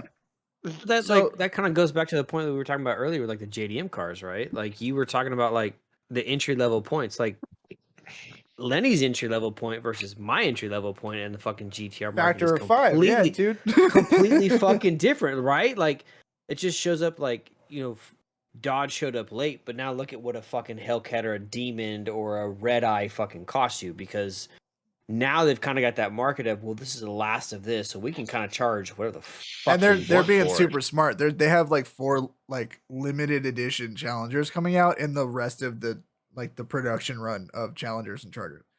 But like everybody was flaming them, and I'm gonna fall on a sword here, and I don't give a fuck. Everybody was flaming them for that electric concept and the fake engine noise. Yeah. Okay. I'm gonna play devil's advocate. I don't care. No, it looks sick as fuck. I'm gonna play devil's advocate. One, the car does look sick as fuck. It looks sick as fuck. Looks great. If it had if it had a Hemi in it, nobody would give a shit. Yeah. No. Yeah. I heard the noise, and you know what the first thing I thought of was? Rare. No. You know what the first thing I thought of was? Do you remember Back to the Future Part 2 when Biff pulls out his hoverboard and it goes woo? Oh yeah. Right? So if you had to digitize aggression, that's what that sounds like. Yeah, it sounds funny because it's not a real V8. But if you're going in that vein, if you're pushing towards that kind of future, that's the noise you get. And it's the same thing with the Taycan. The Taycan sounds like a Jetsons car on steroids. It does. Yeah, that's like yeah, exactly. But when you hear the sound to it, like for sure. But when you hear the car and you see it and it's like, all right, it makes sense. You know, like I get it. Like, you know, it's not I'd rather trying. you just not give me a noise. Just don't They have give to me give you. a No, noise. they have to give you have noise. the noise. Yeah. Honestly, No, they have to. with you. No, they have to I'd give you a rather I'm noise. a noise guy. Just let me play music then. When I step on the Okay. gas, whatever I'm playing in the car just gets a little louder. Well, you just gonna be every time you hit the gas, it rhymes Wisconsin with Wisconsin, or like what's Yeah, right. Whatever I'm playing. A little fucking t-shirt or Just something. Molly You're Whopping gonna come get busting that out the back guy end. that like forgets that the car's electric because he keeps hearing the noise and he pulls up to the fucking gas station instead of the charging station. Hilarious. That's what you're gonna get. No, all I'm saying is that Yeah. I think that they should make noise. I think that a fast electric car should make something that sounds fast, and I think everybody's just kind of trying to figure out what that is. And I how don't to not. think silence is the way. I don't think silence is the way. And honestly, I was super we don't opposed. need silent killers. I was opposed to the whole idea of making noise until I heard the Taycan, and I was like, okay, like we're on to something. Like I don't love it. I don't love it, but like we're on to something, right? Like it needs to make a noise that you can talk shit about the way that Dodge sounds, but if they just made it sound like a V8, it'd be even worse. Yeah. Yeah, I'll definitely. give you that. Correct. Right? So you've got to do They something. would get roasted more for that noise. It basically sounds like Megatron fucked a Hemi, right? And then that's the noise you get. So like, what if Megatron's just balls deep in an intake manifold? Cybertron. That's what that sounds like, right? Is that too much? Too graphic? Don't forget to like and subscribe. For more content like that. For more Transformers related erotica, follow the RevMatch Podcast. I was gonna say it's like a Transformers movie where like the dude walks in and out of the fucking building and he's like got this certain like sound like he has to fucking have, right? Oh yeah. But then you took it to a whole other level of fucking Megatron fucking an intake manifold. But I'm just saying that's what it sounded like, and like I got it. I didn't think it was perfect, but I was like, I get it. I was like, I see what you're trying to do, and I think it needs refinement. But I don't hate the idea of that like hella digitized like 80s-esque. Let's take a Hemi and like crank it through a synthesizer and see what the fuck comes out the other side, because no, it's not bad. Honestly, the first time I saw the video, like I didn't even think anything of the sound. I was like, damn, it looks fucking sick. it's an amazing looking, like, listen, and I made this point like months ago on the show, but I was like, what you're seeing with electric cars, because they don't have the design constraints that you have with a gas car, they're just looks sick as fuck. they're just pushing it. They just don't give a fuck. They're just pushing that design envelope like super, super far. And I think if I can't have, whether I agree with every aspect of it or not, it's not the reality is it's not the emissions that come out of the tailpipe of the car. It's the petroleum industry in general that makes us a target, right? Because fossil fuels pollute in so many different ways, whether it's plastics or anything else. One of the biggest use cases gets a target on its back, and that's cars, misguided or not. That's where we're at. And we're not going to be able to change it, right? We're trying to protect what we have while understanding that, like, we're not going to get much more, right? There's not going to be a ton more gasoline cars. We're coming to the end of of that era, and we kind of all just have to deal with it. But if this is like what we have to deal with, they have to find their own way to do shit. It's got to be cool in its own right. It's got to be its own kind of thing. And I think that if it's design is what we're going to push, because everything's going to be super fast no matter what, because it's electric. Give me the car that looks sick as fuck. Like, there's no excuses now, right? The cars have to be attractive. No more bullshit Chevy Malibus. You know what I'm saying? No more like mediocre ass cars. But you know what I'm saying? Like if you're gonna make me drive something electric, if you're gonna make me drive something electric, every single fucking one better be badass. I mean, I ain't gonna lie. Like, how do you guys feel? Because they've really grown on me. Like spaceship on the blade. I think the Mustang Mach-E looks dope. I don't hate it. Yeah, I've seen them everywhere, and I would totally rock. Dude, I saw like all bullshit aside, I saw a bagged one the other day, and I was like, it was wet. It was wet. I hate that they call it a Mustang. Yeah, but like it's not a Mustang. It's not. It should just be. They call it a Mach-E. That's what it should be called. But it's because they pulled that design language Mustangs over. Come in their flagship for everything. Yeah. It is a lifted crossover Mustang.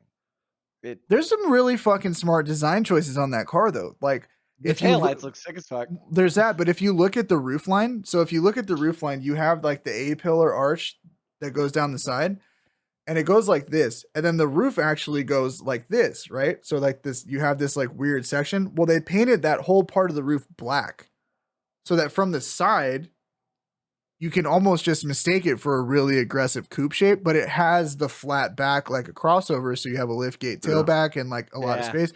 So like little shit like that really sells the car. And like, they had to call it they took design language from a Mustang. And if you're a company who's spent money designing vehicles, you're gonna do everything you can to bring that design language over, including naming the product after the product that you stole the design language from. So everybody can hate on it as much as they want. It's smart fucking branding. You have to build that bridge to make people purchase. And they're selling a ton of them. They just raised the price on them by $8,000 because people are buying. Yeah. They raised the price on them $8,000 because the government gave everybody a tax credit of $7,400. Not Ford anymore. No, they gave the credit back that they took away. Ford's moved too many units at this point. They don't qualify anymore. Real talk. You sell over 100,000 units. You don't qualify anymore. Why would you hate on the name though? Like, what else would you call it? Just a Mach-E? Well, I mean, honestly, I do think that. So you're still stealing from the Mustang name because it's Mach 1. So what are we doing? You have a Mach-E. Well, I think that Mach-E. Thank you, Kyle. I appreciate your contributions as always. Mach-E. With Mach-E having Mach in it, it still has the language from the Mustang. Why do they have to call it a Mustang? Because there also hasn't been a Mach 1 until the latest Mach 1 for like everybody's gonna fucking ask, 10, 15 years. Supposed to be like a Mustang or some shit? It like as a brand, whether we all like it or not, as a brand, it was the right move on Ford's part, right? I just want my electric cars to sound like roller coasters. Something. It's gotta sound like it's gonna sound cool. I'm gonna be dying with an old Japanese shitbox in my garage, so fuck it. No, but this is the point, Lenny, is that the way that you're gonna be able to keep that car is because of electric cars. Because whether we agree with it or not, or whether it's legitimate or whether it actually saves the planet, it's gonna come down to a matter of it's going to come down to a matter of like gasoline cars are going to be for enthusiasts and for niche situations, and you're going to have an electric car as a daily.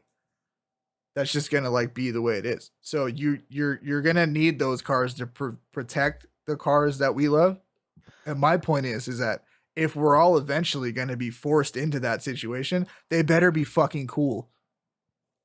That's it. Dog, like as long as they're cool. I don't think that's the reality of the fact either, because Ryan, who is podcast made over on Zerolift, he says that the Ford Lightning 150 is going to be the most popular, most sellingest vehicle again, predecessor or successor to its gasoline brother, because everybody in Middle America is going to fucking buy it.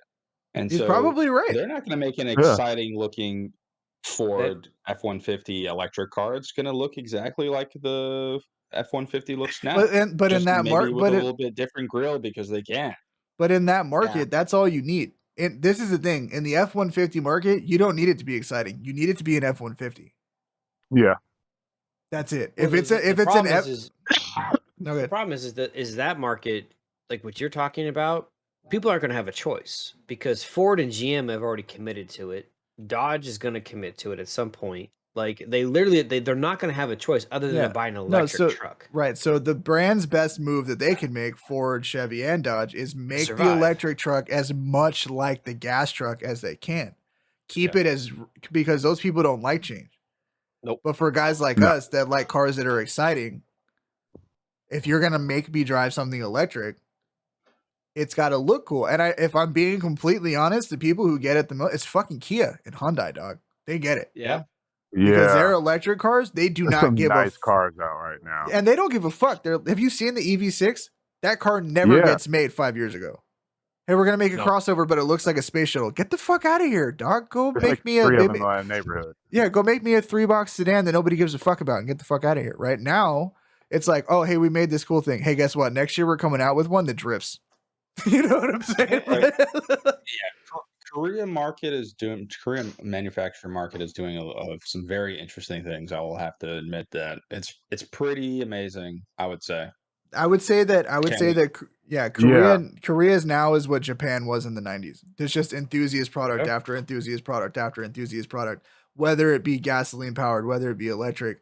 Dude, Hyundai has 3 performance variants out, and apparently they're all great. Hyundai Veloster N, which I have driven, which was a ton of fun.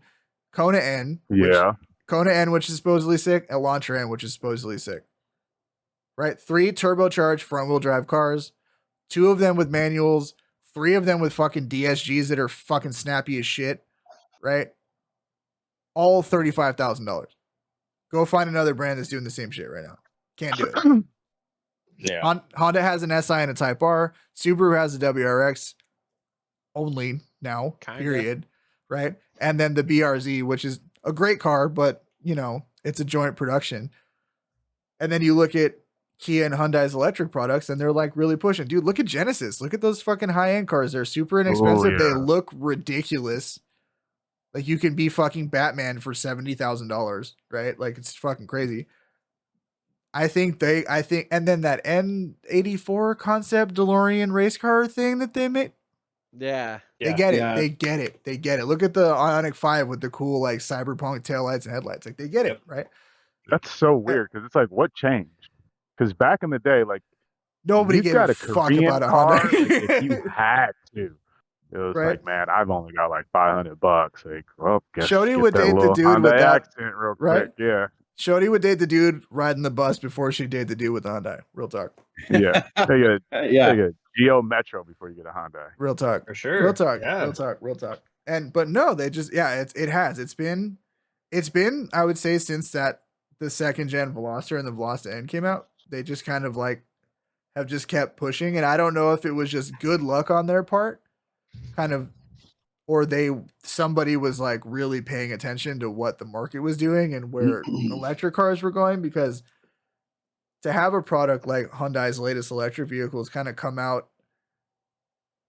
like ahead of the rest of the market really heavily pushing into that direction that doesn't seem like something somebody just did on accident.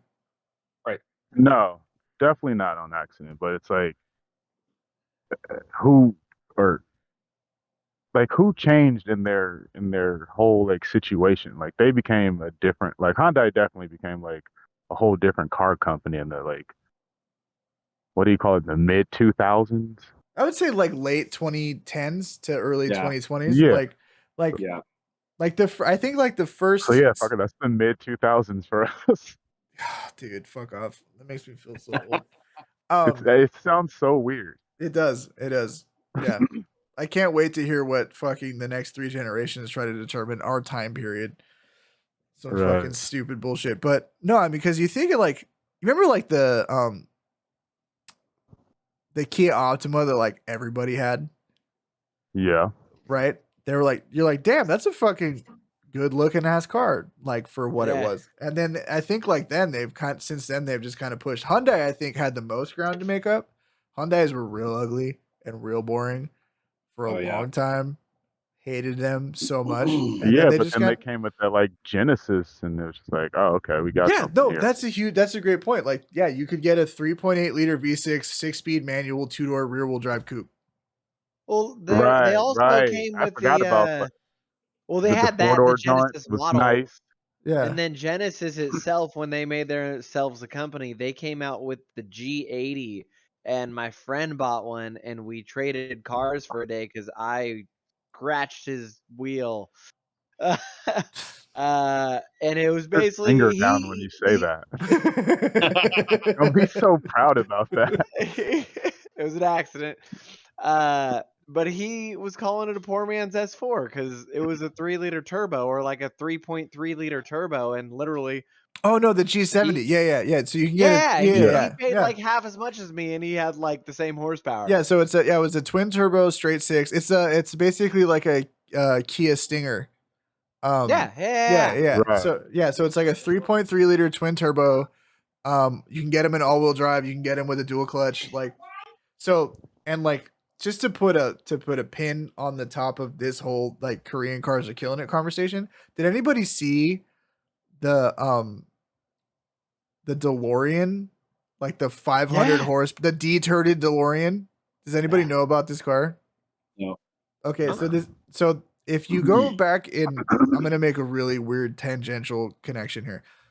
If you go way back to like Hoonigan, I don't know what that means. It's all right. Like not even Burnyard, but like Donut Garage videos when it was like super sketchy Manline days. They have a dude that comes out there and he comes in a Diablo, and he has a hat that says Lamborghini on it. He's a lawyer. He's in LA. He's the biggest fucking douche. Anyway, he comes back out after that in his daily driven Viper. He calls it his beater Viper, right? It's a SRT 10, whatever. Yeah, he hoons the fucking shit out of this thing. Like, doesn't give a shit. Almost puts it in the wall a couple of times, whatever. This guy goes to Rob DeMann, who does like Porsche Caymans. He has like a package for like the new gen Porsche Cayman, which is like a 450 wheel horsepower Porsche Cayman, new gearing, whole 9 yards, right?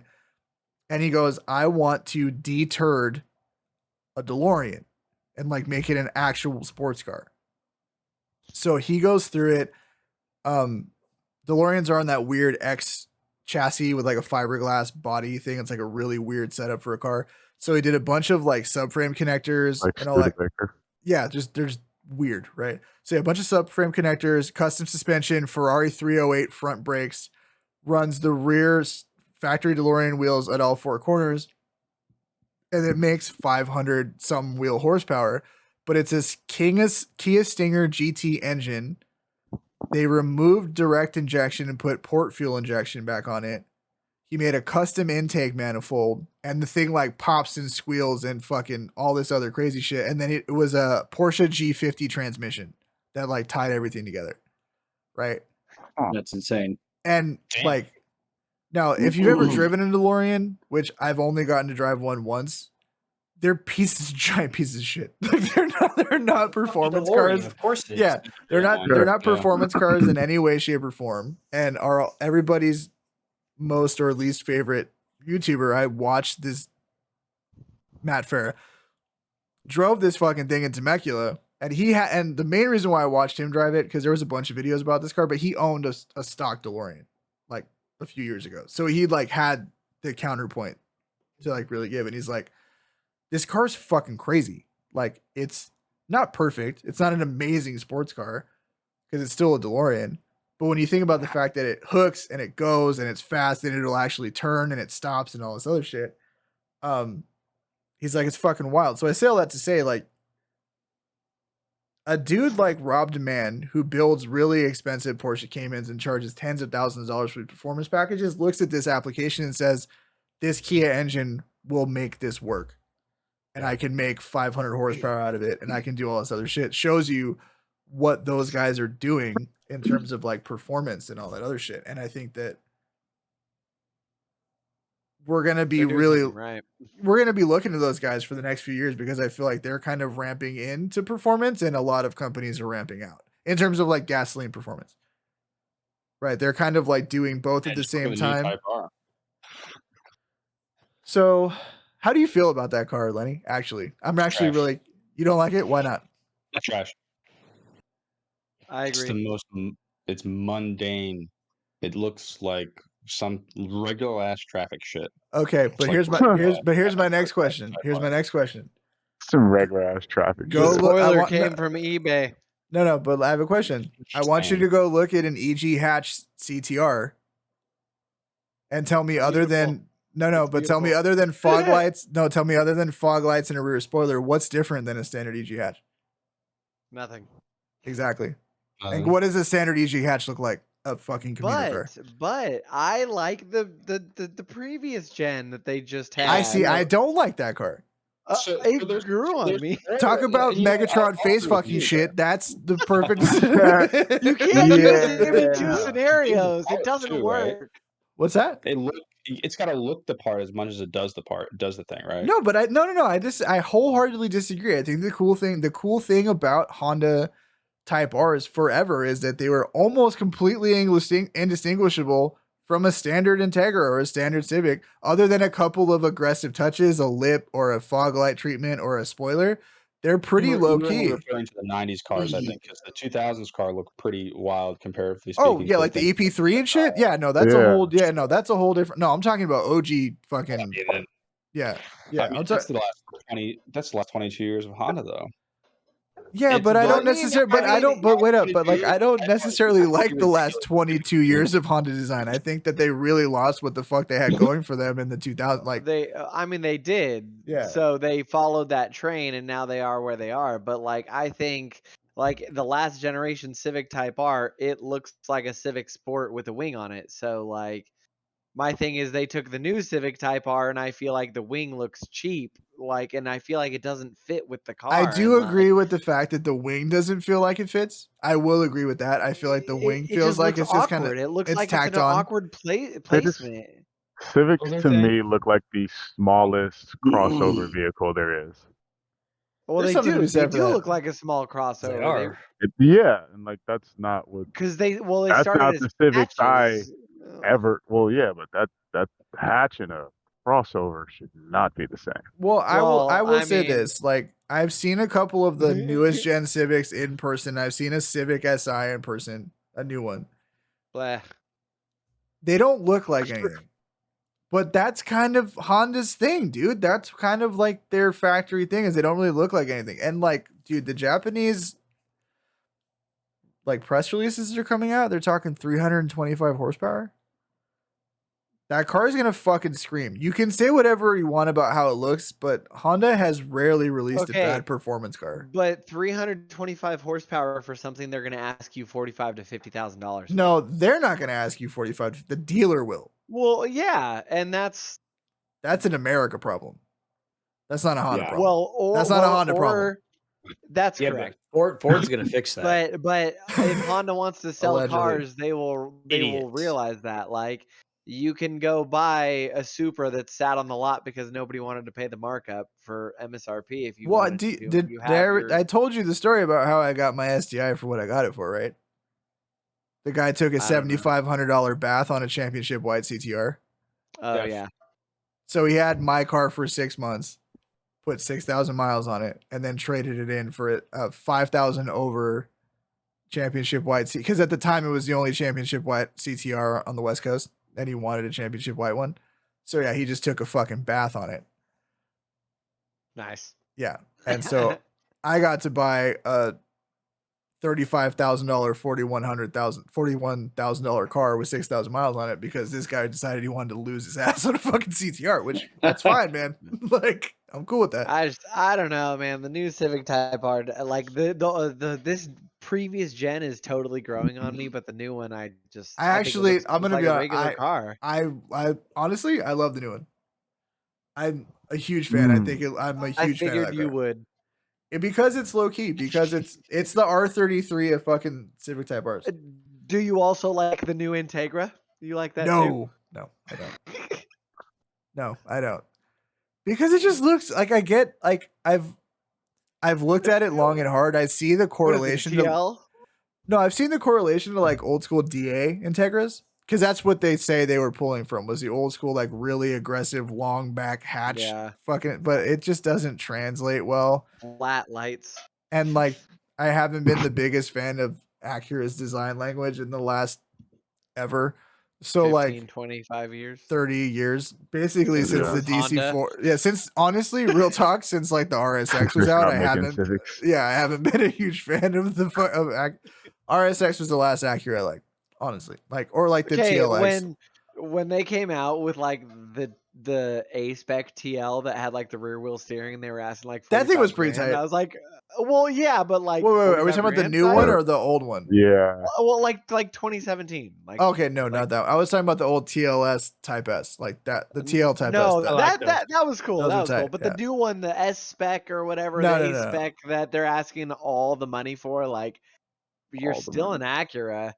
Like, well, it's like a weird position, right? Because like the TLX Type S has a 3.5 liter twin turbo. It's all wheel drive. It's got rear wheel steering. It's got all this shit going for it, but it's only like $6,000 less than an Audi S4. You might as well just buy an Audi S4. Off up to $6,000. Yeah. Subjectively a nicer car for $100 a month. You know what I mean? So mad. I was like 10,000 miles on my car and it still hasn't fucking blown up. Like, I was talking to Mike about it. I really hope that nobody who listens to this podcast has anything to do with your warranty.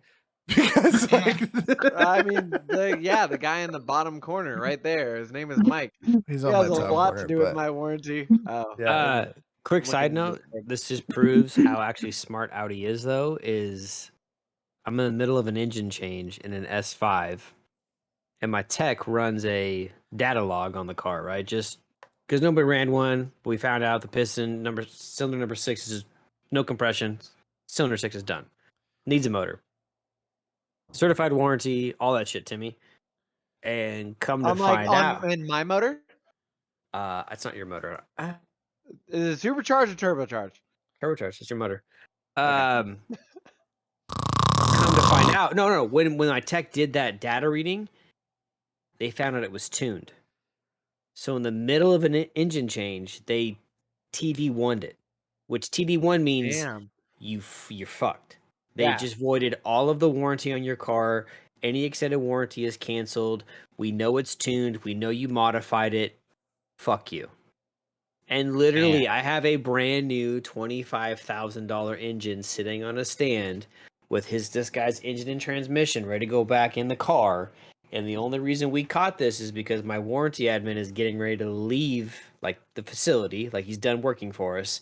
We're like, hey, this is a really big job. Code this. And he's like, I can't. It's TDA1. We're like, the fuck do you mean it's TD1?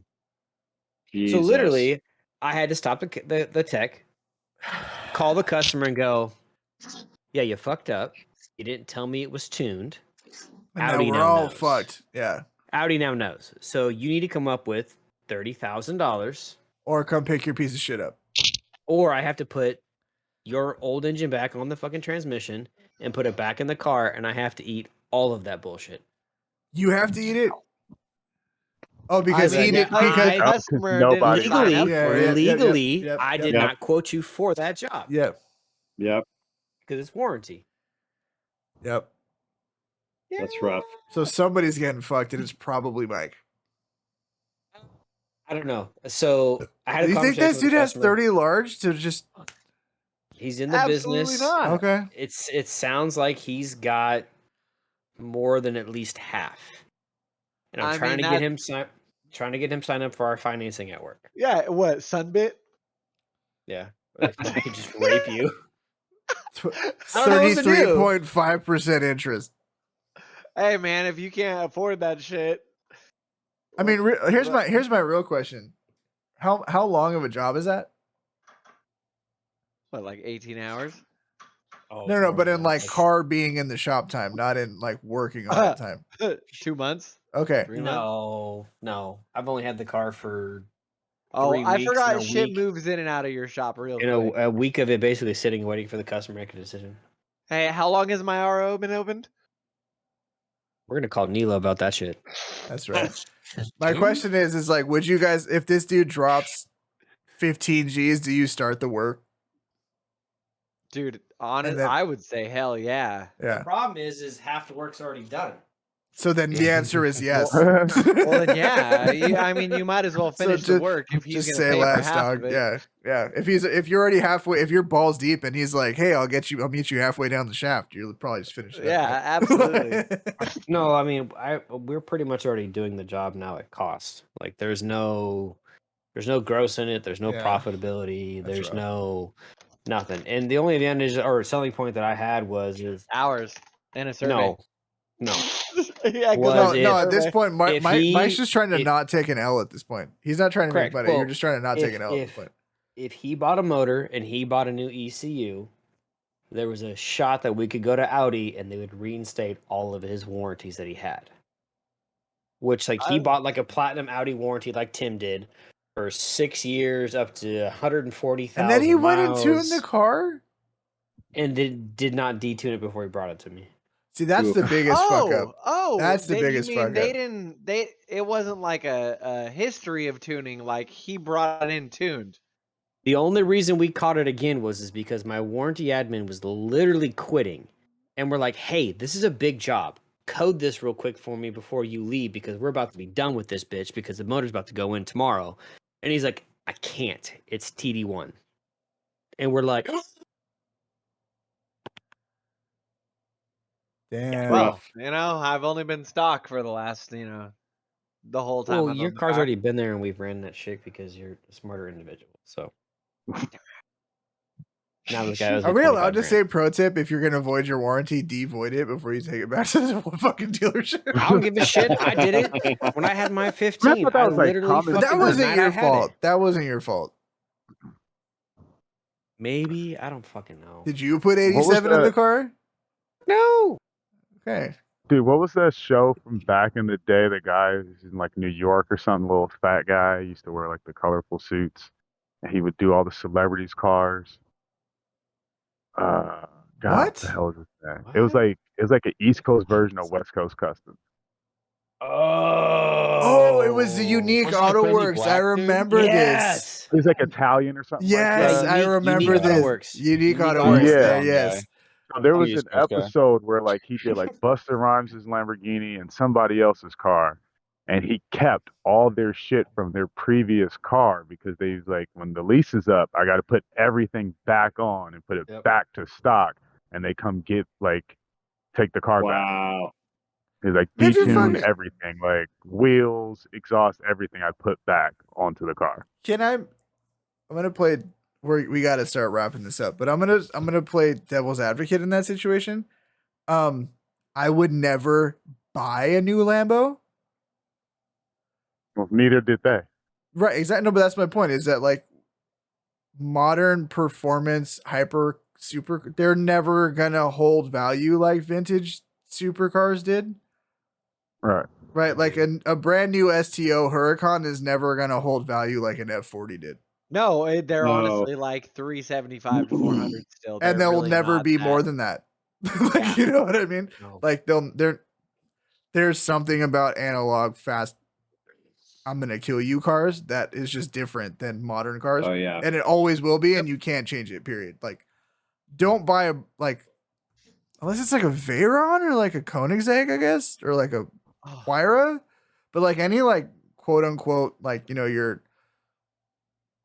300,000 to 400,000 Ferraris and all that, they're not gonna hold value and increase. Even I'm gonna be honest, I don't think a new 911 turbo will ever appreciate the way that vintage sports cars will. They'll hold for a really long time. They make too many of them now, honestly. Right. Well, they're also just not as special in like a very odd je ne sais quoi kind of way. You know what I mean? Like, you can't put a finger on. But you look at certain cars, like, to me, iconically, Bad Boys, the original movie, the Turbo S in that movie, like, that to me is like a holy grail. Like, but again, it's an analog car. It's an analog car.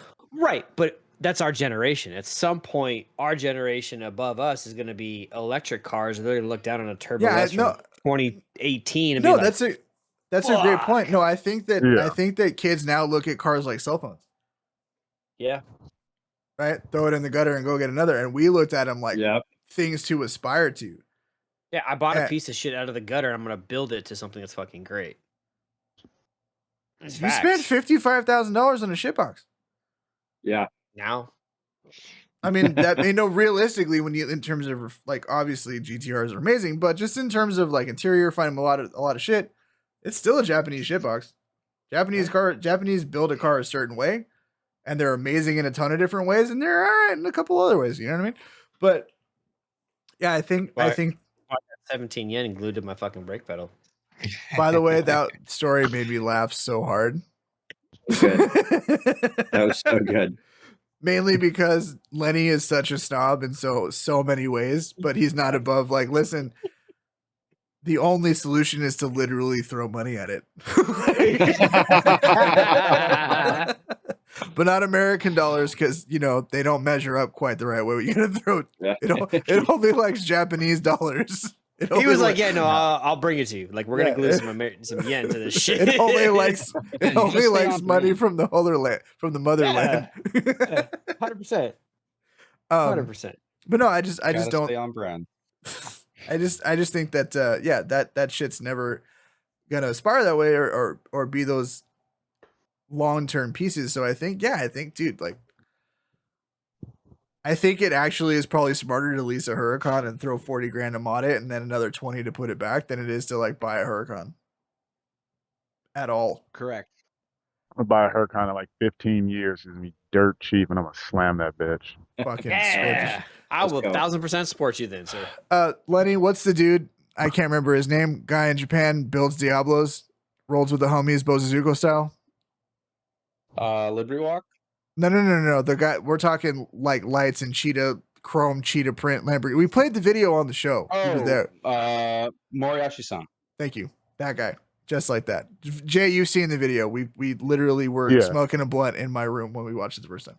I know the video. Underground King. Exactly. Like that's that. Like Bozuzuko exhaust and fucking fur lined do that shit. But have you seen the Daigo Saito, his shop tour? I need to watch it, but I feel like it's gonna hurt me inside. Dude, this dude made a trip. He made it. Are you talking about the Larry Chen one that I just sent? Yes, dude. I watched it so yesterday. Worth all the time. Oh my god, yeah. That dude has had I'm the gonna go crazy. watch it again. Right.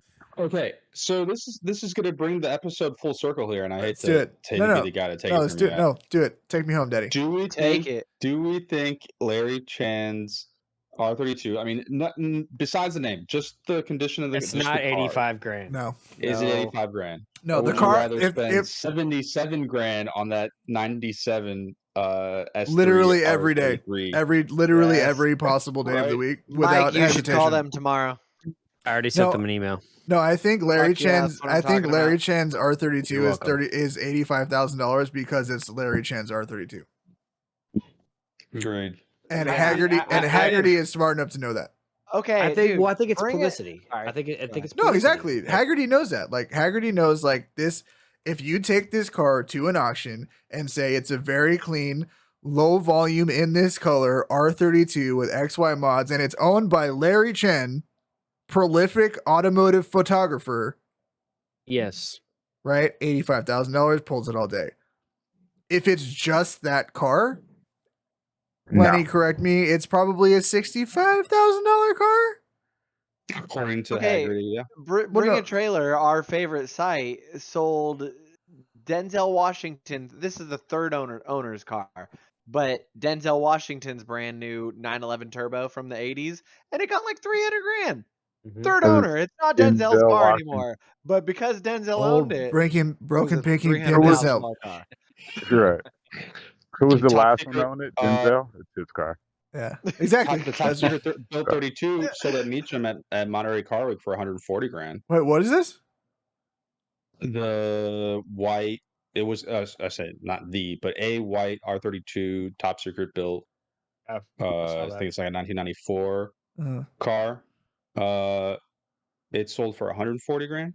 So was it built in? Was it built in the 90s or in 2000s, or was it built? No, it was built in 2005 2017 in that time period. I saw it at Top Secret being built. It was quite amazing. It's like a now 2-owner. Oh, now it's a 4-owner car. At the time, it was just a 2-owner car, stripped down, pre-painted from the then rebuilt. 2.8 liter twin turbo engine. I think it was putting down like 700 horsepower out of Smoky Shop. There's an argument to be made if it's a full like quote unquote frame up resto car, and it's making 700 some, like there's an argument to be made that, and especially out of a shop like Top Secret, right?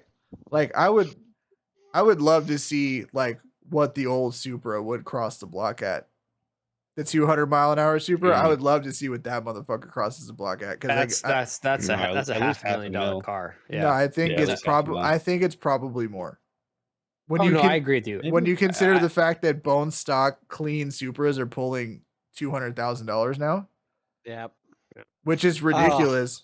Well, so Chuckle's Garage, right? The guy who old Smokey F1, that fucking guy. He posted a photo of a bring-in trailer auction, and it's like $104,000 for a manual a black manual non-Targa twin turbo US spec Supra. And it's a 94, which apparently is like the year they made the most twin turbo Supras.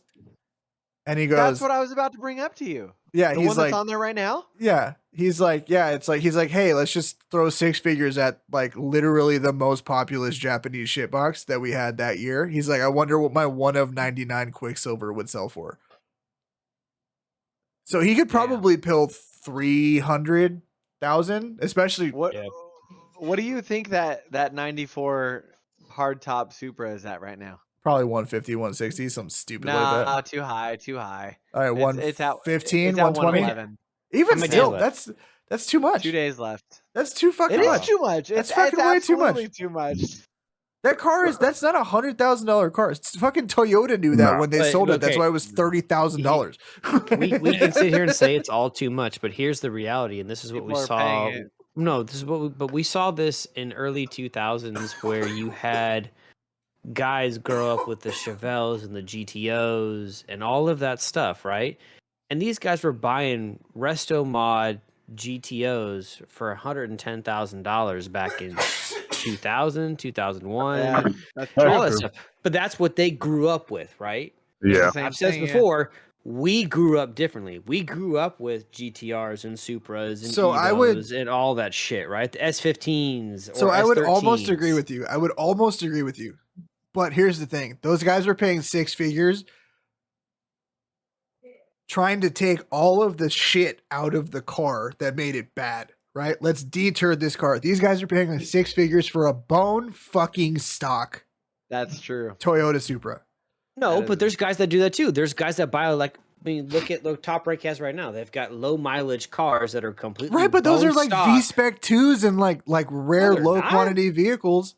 No, they're fucking not. The R34s. Your R33 was a fucking V-Spec 2. There's a bone stock. There's a bone stock 89. Regular ass R34, believe it or not. No, there's a bone stock. I just said earlier. There's a bone stock 32 with 12,000 miles on it. They want $110,000. It's a 12,000 mile 30-year-old car. So what? They were selling GTOs this like was that with 50,000 miles on. But how much money is that car? Oh, brand new. Right. No, but how much money is the car you're talking about right now? It's $100,000. 110. Okay, that's a car that was never sold in the United States. That's a car that was never sold in the United States. This is a car that was manufactured and sold in the United States. That's true. Right?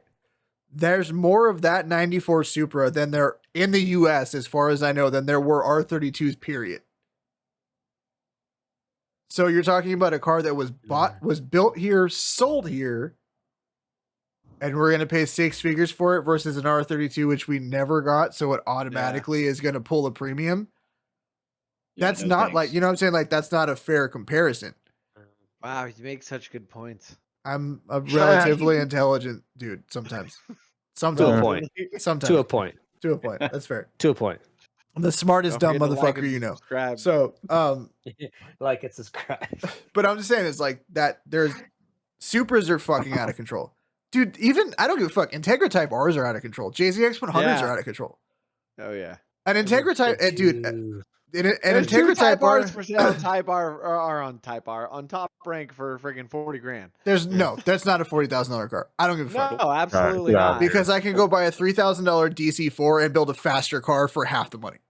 Yes, and do the front end swap. 25 for it? Would 25 be a more fair price? No, I think like 17 would be I a think more fair with the price. with the mileage, with the mileage that I'm seeing on those vehicles that he's bringing over, because they're relatively high mileage, most of them, right? I think like 22 to 25 is probably more stomachable than 40. Yeah. Oh, of course. Right? 40 is that's a big lift, dog. That's a brand new car. You go buy a brand new car. But here, you like an STI or not, go buy a new STI. But here's the problem with that, Lenny. I think I kind of understand your point. Is that, in my opinion, that's where JZX 100 should live. Yeah. Is the 22 to 25, and I would definitely say that I would not value an ITR as much as I value a JZX 100. Because those are in the 35 to 40 they're way too expensive. There's no universe where that car should be $35,000.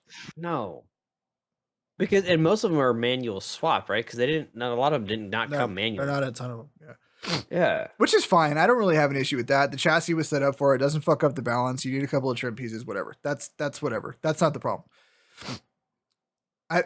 It's just the fact that, like, performance per dollar, it's not worth that money.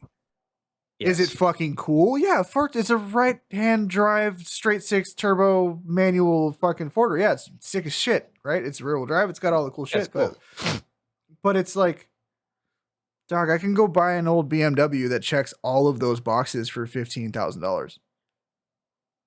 And arguably be a better car. I can easier parts support, that's for fucking sure. 1,000%. Yeah. Right? So to sit here and tell me that I'm literally paying that much money for a car that's objectively harder to drive on the United States streets, just because our streets aren't set up for right-hand drive, with less part support, so the cost difference in terms of maintaining the vehicle are probably objectively nominal, right? Where's my loss here? Where's my win? Just to say I drive a Chaser that 9 out of 10 people don't know what it is. Yeah, they're cool though. They're fucking cool, but that at some point, I'm okay to pay a little bit more because it's cool to me and not to everybody else. 7,000 You're right. But like, am I gonna pay $35,000 for a 25-year-old Japanese car with 150,000 miles on it because it's cooler to me than some shit is to somebody else? It's not that cool, dog. Nothing's that fucking cool, homie. Like, let's be real. I don't want to keep the conversation going, but what about like all the $50,000 S2000s? If it has less than 40,000 miles, it is $40,000 and above. The only one that made sense, that red one that I posted, that was like a 600 wheel horsepower car, and it was like really well put together. Car, anyone was like, I want 40 for it. I was like, there's an argument there. There's an argument there, right? There's a lot of money put in that car. Right, but a bone stock S2K, even low mileage, and you want 50 rack? Nah, get the fuck out of here, dog. It's not that good. It doesn't even have it doesn't have an adjustable steering column. For all of this, we could have a whole other conversation on this. You bring the which people? Yeah. No, which people did you say? Porsche is to blame for all of this. I think that's correct. In terms of the air-cooled market, it had a ripple effect that will. In terms of like overinflation. In terms of overinflation, yes. Yeah, I would agree. Yeah. I would agree. But they didn't do that. They absolutely did that. They subconsciously. The only people who can increase the value of the Porsche market are the people that buy Porsches, dog. Yeah. That's how that works, man. Like, I don't know. I guess I always believe there's a fucking ass. There's an ass for every seat, right? It's how much do you want to pay for a car, right? That's what it comes down to, right? Yeah. Like, I wouldn't have paid more than I paid for my GTR. Like the one we saw tonight. Like, yeah, if I could flip the equity that I have, that's a strong purchase at 70 large. That's a strong purchase at 70 large. Okay, but for me to get my car currently to what that car is, I think it would cost you more than $20,000 to get your car. That's 100%. Yeah. And if I could flip it and take the equity and flip it into that, sure, that's one thing. But I don't know, man. Like, I think at some point this car market, even the Japanese market, is going to come back to reality. It has to. I mean, I don't necessarily agree. I don't think we're ever going to get back to any kind of normalcy that we're used to in terms of vehicles. I think that we have flat out turned a corner in terms of what cars are going to sell for. And I think that by the time that supply chain has caught back up to demand in terms of all the bullshit that happened during COVID and just all the other material restrictions because of war and Ukraine or whatever other fucking thing you want to pin it on, by the time we come out the other side of that fucking shit show, we're going to be balls deep in electric cars. And I don't think that anything that we give a shit is going to be positively affected by any of that economic change. I think that you'll see the price of electric cars drop, but I think all the vintage shit is going to stay more expensive because there will be less of it. So I think and if I'm being completely honest, I am I hope really, you always are. I think I'm really scared to sell my STI because there is a strong chance that by the time I get to the point where I'm ready to buy a Stagia, I can no longer afford one or anything that I actually like. Right? And so your STI will be worth that type of money at that point. I mean, that's the American way, right? Just fucking go deeper into Kelly Blue Book. It is a dead now to get better later. The STI that I have now, Kelly Blue Book's at $40,000 right now. Mine with the accident and everything else is 36. I owe 28 on it. Yeah, I'm $15,000 in positive equity in that. And you bought it a year ago. Right yeah. Yeah, it's ridiculous. It's ridiculous. Like, and so, but that's why I'm afraid. Guys, sell the R33, buy this other R33. Done. I have money left over. 4,000%. 4,000%. I could, and I could pretty much be happier with life. And I could own that car. I think that if you did that, I don't think you'd regret it long term. Because I think what you would end up doing is you would basically own the new super fast Skyline outright, damn close to it, and then you would end up buying a daily you liked better, and you wouldn't give a shit anymore. So I got my Tahoe to daily drive. Okay. Yeah, but eventually you're gonna not want to drive a 20-year-old clapped out SUV. Let's just make this. Alex, you're good with titles. This is the podcast that Lenny unfortunately just bought Mike a new GTR. I think Lenny bought Mike a GTR. Yeah, I did. I once again am a bad influence in someone else's life. Yeah, but that's what we do. Hey, then cancel that fucking Nismo order we just talked about. Fuck that shit. Oh my god, here we go. And on that JDM the C-pillar garbage, so you're good on that order. Oh my god, nobody cares. All right, we're gonna wrap this up. Only GTR people care. Yeah, exactly. Word to the wise, I think the big takeaway here is if you can afford your fucking dream, if you can afford your dream car, go fucking buy it now, because very shortly you won't be able to. Embrace the electric revolution as your daily driver. You're not going to have a fucking choice. Might as well determine what you like and what you don't, rather than be an old pissy fuck about it. Accurate. Thank you so much to Lenny for being on. Check out Zerolift Podcast. They are our more legitimate sister in podcasting. They actually cover F1 and stuff, which we're not going to do just because we just don't do that here. We got you guys on that. So if you guys want F1 content, if you want F1 content, go check out Zerolift, because I can promise you we will never cover it. Content on the inner workings of mechanical car things. We also got that as well. Yeah, we got Kyle. Shut up, man. Kyle, where are the Kyle facts? We are missing out on. Yeah, we haven't had a single Kyle fact. Give me a Kyle fact. How much does your carbon fiber hood weigh? No, Kyle fact. Carbon fiber gives me lumber. Yeah, that's right. I was full bricked when that came in. That hood saved me like they're claiming like 50%. I mean, Jenna was literally holding the hood up. Okay, so you probably stayed 15 pounds over your front end. Yeah. Plus plus 3,000 swag. You know what I'm saying? So you got that going for it. And I think that's all we really care about. It automatically adds more horsepower. So 10 out of 10. You'll see some cooling benefits, and even if you don't, we're just gonna tell people that, right? Just absolutely. Anyway, like and subscribe. Check us out. Big shirt shit coming in hot. Check out Zerolift Podcast if you hadn't, at Zerolift. Follow at Mr. Zerolift on Instagram so you can get all that content as well. We appreciate you guys hanging out. Buy your hero cars, love them, don't sell them because you'll never get another fucking chance to own them. And until the next time, we love you guys as always. Peace out. Have a great day.